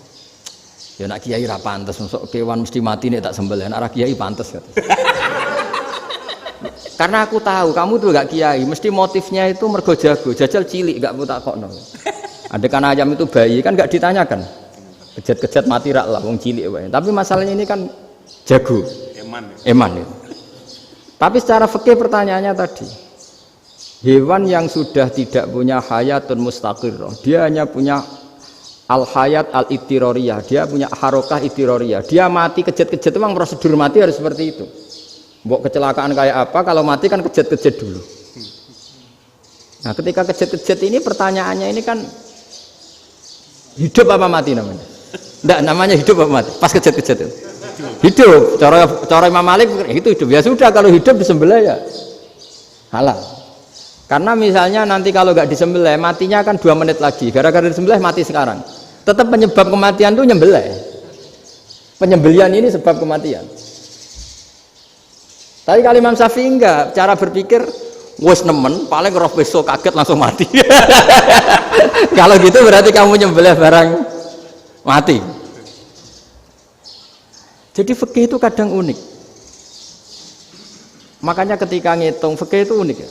Orang keluar mani wajib apa? Mandi kan. Terus Imam Syafi'i ditanya, kenapa kalau orang kelahiran juga harus mandi? Namanya nifas. Fa innal walada waliyun munakidun. Ya, anak ya mani yang menggumpal. Bedanya apa anak dengan mani itu? Jadi fikih itu kadang lucu, di rungok-rungokno tenan juga lucu. Keluar mani wajib mandi. Berarti kalau keluar anak ya wajib mandi karena hakikatnya anak adalah mani yang mengkristal. Terus usia sudah di dosen macam-macam itu kan hakikatnya mani. Itu fikih. Nah, terus ditanya, kenapa kalau lahir langsung mati tidak wajib disolati? Ya jawabannya Mas Syafi'i lucu. Di mana-mana sholat tuh nyolati mayit. Yang namanya mayit itu pernah hidup terus mati. Kalau itu ndak mayit ya sudah. Jadi kadang, nah iya kan disebut sholat mayit. Yang namanya mayit itu apa? Pernah hidup. Nah ini kan ndak pernah hidup. Maka ya sudah seperti itu. Jadi nggak khilaf itu ndak mungkin. Nah, kalau qit'atul lahmin, kalau hanya potongan daging, mungkin wah itu tidak manusia karena qit'atul lahmin. Sekarang pertanyaannya, kalau sudah berbentuk manusia, meskipun tidak pernah hidup, nah ini mulai perdebatan karena melihat tidak pernah hidup itu nggak memenuhi syarat, tapi melihat ini sudah suratu adamiyin, bentuknya sudah. Nah kira-kira gitu perdebatan fikih. Makanya dulu awal mula zaman sahabat itu sudah debat. Masyhur kan. Nabi ada kontingen ke Bani Quraidah. Ya kalau kira-kira saya minta Pak Rektor kamu jangan kalau ke Malang jangan sholat asar kecuali sampai Tuban. Sebelum Tuban ternyata matahari mau tenggelam. Terus Pak Rektor milih, wah sudah sholat di Bulu. Padahal belum Tuban. Padahal saya bilang jangan sholat asar kecuali di Tuban. Yang Pak Haris enggak, tetap sholat di Tuban meskipun matahari sudah tenggelam. Karena Nabi menyebut Tuban. Singkat cerita, zaman itu kan Bani Quraidah. la tusolliyanal asra illa fi Bani Quraidah. Kalian semua jangan sholat asar kecuali sampai Bani Quraidah. Ternyata di tengah perjalanan matahari sudah mau tenggelam, kira-kira kurang 2 menit atau 3 menit. Sahabat-sahabat, sudahlah kita sholat asar di sini. Kalau sampai sana pasti sudah tenggelam. Separuh sholat. Yang separuh enggak, kata Nabi harus di Bani Quraidah. Ya sudah nunggu di Bani Quraidah meskipun matahari sudah tenggelam. Singkat cerita, 2 kelompok ini matur, ya Rasulullah kita ngalami ini perdebatan gini-gini. Di semua riwayat, di hadis-hadis sahih disebut falam yu'annif wahidan minhuma. Nabi tidak menyalahkan salah satunya atau enggak menyalahkan dua-duanya. Itu bahasa Indonesia juga ribet, yang benar gimana itu? Enggak menyalahkan salah satunya, apa enggak menyalahkan dua-duanya? Gimana bahasa benarnya? Salah satunya. Salah satunya itu dua-duanya? Ya. Enggak, kalau bahasa Indonesia tidak menyalahkan Kedua-duanya. kedua-duanya apa salah satunya yang benar? Kedua-duanya. Kedua-duanya. Bahasa Indonesia itu ya kadang ruwet ya. Orang pinter kayak Pak Habibie itu namanya ya orang luar biasa. Nanti sekolahnya orang-orang idiot itu ya sekolahan luar biasa. Orang pinter banget bahasa Indonesianya ya luar biasa. Kalau sekolah untuk orang-orang yang idiot juga luar biasa. Jadi kalau dipuji luar biasa tuh gak jelas nih luar biasa ya. Gak jelas kadang bahasa kita ini kadang ya gak jelas. Nah itu gak menyalahkan dua-duanya apa salah satunya? Keduanya. Tidak menyalahkan kedua-duanya. Misalnya dibahasakan gak menyalahkan salah satunya, benar apa salah? Benar. Benar, ya sudah benar semua. Jadi itu bukti bahwa ijtihad itu boleh. Saya ulang lagi, bukti bahwa ijtihad itu boleh. Padahal ini jelas yang satu harus sholat asar, padahal matahari sudah tenggelam. Makanya di antara fikih unik itu begini. Saya ulang lagi fikih unik. Saya menyaksikan betul ketika ada orang tanya Mbah Mun saya ini Kopassus. Kadang latihan itu sampai waktu zuhur habis. Saya harus bagaimana? Jawabnya Mbah Mun itu unik. Sementing ojo ngosor sholat. Engkau ya ojo niat jamak. Atok kodok katanya. Singkat cerita terus orang ini diskusi sama saya karena ini ya alim pernah mondok. Kenapa qashar tidak boleh? Karena qashar itu ekstrim, merubah bentuk sholat dari 4 menjadi 2. Maka alasannya harus jelas. Harus jelas itu orang yang latihan di Kopassus itu kan dia sudah berasrama di situ. Berarti dia sudah tidak musafir karena asramanya di situ, sudah mukim. Kalau dia qashar itu merubah bentuk sholat dari 4 menjadi 2. Merubah itu ekstrim. Tapi kalau dia qadha itu hanya mengakhirkan sholat dari waktunya. Kira-kira kalau kamu jadi malaikat, ekstrim mana? Merubah sama menunda? Ekstrim merubah kan? Karena 4 menjadi 2. Terus ojo jamak takdim, tapi jamak takhir. Itu juga penting. Bagi pengkaji fikih itu penting. Kalau jamak takhir itu salah-salah sidik ora pati popo. Kenapa? Kan mirip duhur kodok. Kalau jamak takhir kan. Tapi kalau jamak takdim asar kok di waktu duhur, ekstrim mana? Perubahan takhir sama takdim itu ekstrim mana? Ekstrim takdim karena melakukan sesuatu belum waktunya. Belum waktunya. Jadi itu memang ya memang tadi kajian-kajian fikih itu memang unik. Karena bagi ahlinya, saya ulang lagi tapi ini saya ulang lagi bagi ahlinya. Makanya ketika Nabi menjamak sholat ketika nusuk, ketika haji itu kata Imam Syafi'i lis safar. Karena Nabi pergi jauh karena rumahnya Madinah. Tapi resikonya fatwa itu adalah orang Mekah nggak boleh jamak karena kawasannya nggak sampai 90 kilo lah kalau sekarang mungkin. Tapi kalau tahu Imam Malik nggak, yalin nusuk sehingga orang Mekah pun yang haji ya boleh jamak karena alasan jamaknya karena nusuk, karena haji bukan karena jarak. Terus diteruskan lagi. Kalau karena pergi boleh jamak, memangnya pergi itu kenapa? Karena repot. Nah itu masalah kan masyakoh. Nah, terus mulai ada orang-orang yang ngawur kan resepsi jamak ribet. Wes resepsi duit utangan kan capek. Wah, itu sudah jamak. Ribet kan. Jadi kalau sudah illatul hukmi itu sudah mesti bikin masalah. Kalau sudah illatul hukmi itu pasti bikin masalah. Nah, pertanyaannya, jamak itu masih gampang karena bentuknya sholat masih 4. Yang ekstrim kalau qasar karena bentuk sholat 4 menjadi 2. Maka kata Mbah Mun pesennya, nak kue ra mesti benere, jika alasan itu tidak mesti benarnya. Pokoknya sementing tidak qasar katanya. Juga tidak jamak takdim karena qasar ini kan merubah bentuk sholat kan ekstrim. Jamak takdim juga ekstrim karena mendahulukan sholat sebelum waktunya. Kalau jamak takhir kan biasa, kalaupun salah kan mirip kodok. Ya mirip kodok biasa kan.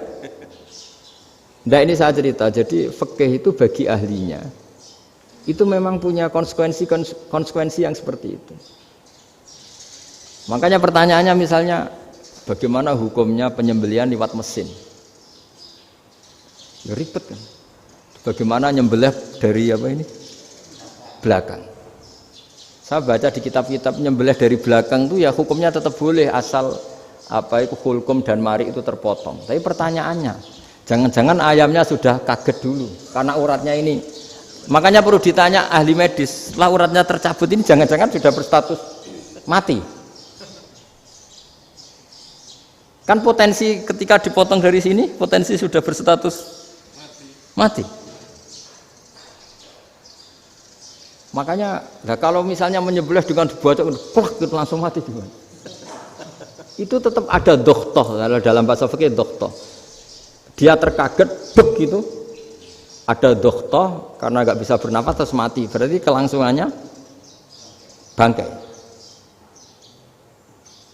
Jadi orang yang pengkaji fikih itu ya seperti itu, memang itu yang ditekuni. Tapi kita sebagai orang awam ya tadi, nak sing kecelakaan itu wedhus, ayam jago ngeman, tapi nak pitik cilik ikhlas.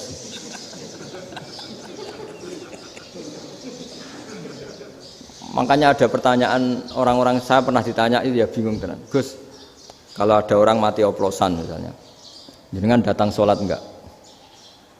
Ya datang sholat kan dia orang mukmin, saya tetap sholat. Kenapa? Ya kan matinya oplosan. Tapi andaikan tokoh yang mati, kamu sholat enggak? Ya sholat kan dia tokoh. Jadi ribet. Fikih itu ribet. Makanya Imam Nawawi nanti ngendikan gini. Ada orang ngundang Nabi, ya Rasulullah, saya mohon nyolati ini. Nabi tanya, punya utang enggak? Punya. Nabi, saya enggak mau nyolati mayit yang punya utang. Terus ada sahabat datang, ya Rasulullah, utang itu tak ambil alih kami. Berarti dia sudah tidak punya utang. Terus Nabi kerso nyolati. Pertanyaannya, utang itu hal yang boleh. Saya ulangi, utang itu hal yang boleh. Tapi kenapa Nabi se-ekstrim itu? Tapi ketika Nabi mau kondur itu ngendikan gini, ini PR ya bagi UMM ini PR ya. Nabi sebelum kondur bilang gini, sallu ala sahibikum. Jong saya tidak nyolati ini, tapi tolong ini disolati. Terus kata Imam Nawawi, dianalogikan atau dikiaskan siapapun pelaku dosa besar atau mati dalam keadaan tidak benar, misalnya pas dugem mati, pas oplosan mati, itu sebaiknya tokoh-tokoh itu enggak nyolati karena nanti dianggap penghormatan. Misalnya ketua PP Muhammadiyah rektor nyolati wong mati oplosan kan keren. Mati oplosan disolati rektor. Ya sudah, tapi kalau nggak disolati nanti ada tradisi yang keliru, yaitu janazatul muslim tidak ngalami disolati. Padahal siapapun yang muslim janazahnya harus disolati. Makanya setengah-tengah ya rasa rektor lah, satpam semuanya kudu tetap ada yang sholat gitu. Itu kata Imam Nawawi. Jadi ketika ada orang mati nggak benar, itu sebaiknya tokoh-tokohnya nggak ikut nyolati, tapi awamun nas, orang kebanyakan ikut sholat. Jadi fikih itu agak jelimet karena tadi ketika tokoh ini nyolati, pertanyaannya bedanya apa mbek sing mati ning masjid mbek mati oplosan? Karena sama-sama semua orang nyolati kan tidak ada sanksi sosial itu. Tapi ketika nggak disolatkan sama sekali, wah lebih parah lagi. Ini ada janazatul muslim tidak disolati. Sehingga kata Imam Nawawi ini hebatnya Nabi tengah-tengah. Jadi Nabi kundur, jong saya ada nyolati tapi shollu ala sahibikum. Ya tapi ini kamu harus nyolati. Kata Imam Nawawi, orang yang mati bunuh diri, orang yang mati oplosan, orang mati secara enggak benar itu asal dia muslim tetap wajib disolati karena sholat ini hakul muslim. Kan seorang muslim diantara haknya apa? Ketika mati dikafani, dimandikan, disolati. Tapi ini masalahnya matinya pas murtakibul kabiroh, pas melakukan dosa besar. Dan itu sebab kematiannya. Kalau dia oplosan, kan sebab matinya ya karena oplosan. Ya kan terus ribet. Mau disolati oleh, apalagi misalnya kita ketua ulama, punya terkenal wali. Wah keren, mati oplosan itu disolati wali, kan ribet kan. Nanti yang repot malaikatnya. Itu ya, ini yang nggak kata bahaya. Saya pernah baca kitab tuh yang repot malaikatnya. Itu ada yang bilang gini, orang yang punya hutang itu pasti nanti hisabnya berat, diaudit malaikat sampai bisa nyaur hutangnya. Sementara malaikat kena konstitusi, kalau Nabi mendoakan harus mustajab. Ini kan ada dua hukum yang berlawanan. Sekali Nabi berdoa Allahumma ighfir lahu warhamhu, itu harus dituruti malaikat. Nggak boleh doanya Nabi nggak dituruti malaikat.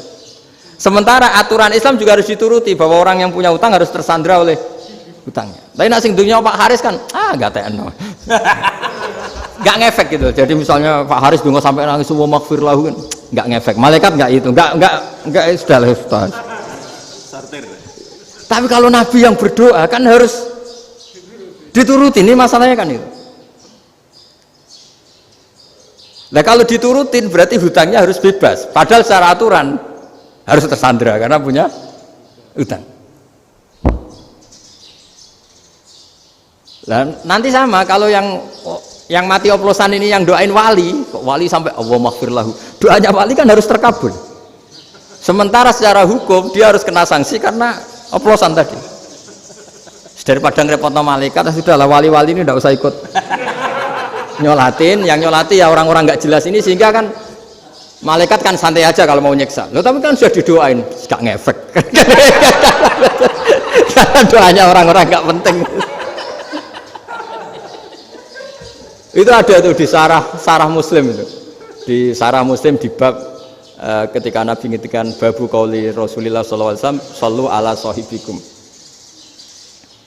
Jadi belajar fikih itu asik ya. Karena tadi harus dipelajari. Kalau enggak ilmu ini hilang. Terus nanti takutnya lagi ilmu fikih itu direduksi sosial. Terus misalnya gini, pepe wong cilik wae kiai-kiai ra gelem nyolati. Orang melihatnya ini karena yang oplosan wong cilik om larat ra disolati. Jajal bupati ya disolati, mergo amplope gede-gede kan terus ruwet kalau dianalisis gitu kan ruwet. Makanya kenapa saya harus ngomong fikih supaya semuanya itu enggak didudukkan urusan sosial itu.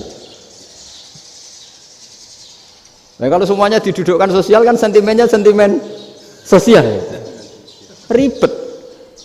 Padahal yang sering mati oplosan itu kan wong cilik gitu loh, karena tadi kalau wong sugih kan pakai whisky yang mahal yang insya Allah tidak mati kan gitu. Yang mati kan ya mergo Pertos macam-macam itu kan. Artinya ini kalau nggak diterangkan secara fikih, kiai-kiai yang nggak datang dikira masalah sosial kan. PP salam tempel era gede terus nggak datang kan terus jadi ribet.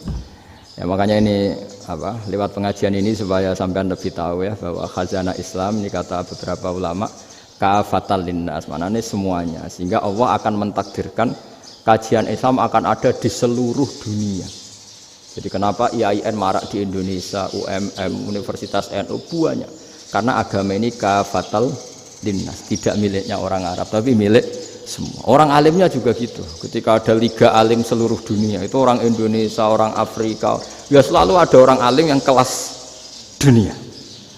Seperti dulu ada Imam Bukhari, itu as-sahhul kutub ba'da kitabillah. Kitab terbaik setelah Quran itu Bukhari. Padahal dikarang oleh orang Uzbek.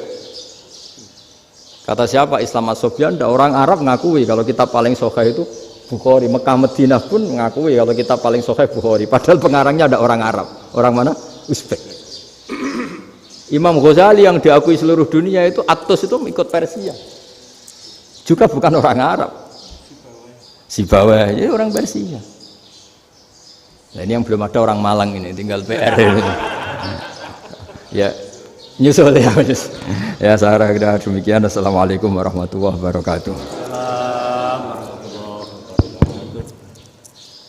Baik, Bapak Ibu, para pemirsa yang dirahmati oleh Allah, kita sudah mendengarkan tausiah yang sangat mendalam dari Gus Baha, yang intinya saya rasa sudah dipahami semua bahwa pentingnya bagi kita untuk terus banyak mengkaji, belajar, tidak hanya memahami satu sisi dari ajaran agama kita, satu versi dari ajaran agama kita, akan tapi karena agama ini diturunkan untuk kafatan linnas, untuk semua manusia, maka terjadinya perbedaan di dalam ijtihad para ulama itu pada dasarnya menjadi rahmat bagi alam semesta dan bagi umat Islam.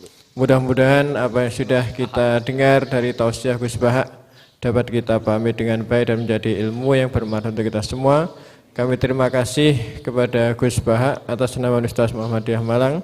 Mudah-mudahan jalinan silaturahim antara UMM dengan Pondok Gus Baha ini terus senantiasa bergulir dan menjadi bagian dari upaya kita bersama untuk meneguhkan Islam yang rahmatan lil alamin.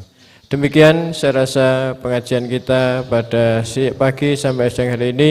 Kurang lebihnya minta maaf. Wallahu a'lam bishawab. Kita tutup dengan bacaan alhamdulillah. Alhamdulillahirabbil alamin. Subhanakallahumma bihamdika asyhadu an la ilaha illa anta astaghfiruka wa atubu ilaik. Wa sallallahu ala Muhammadin wa ala alihi wa sahbihi ajma'in. Walhamdulillahirabbil alamin. Wassalamualaikum warahmatullahi wabarakatuh.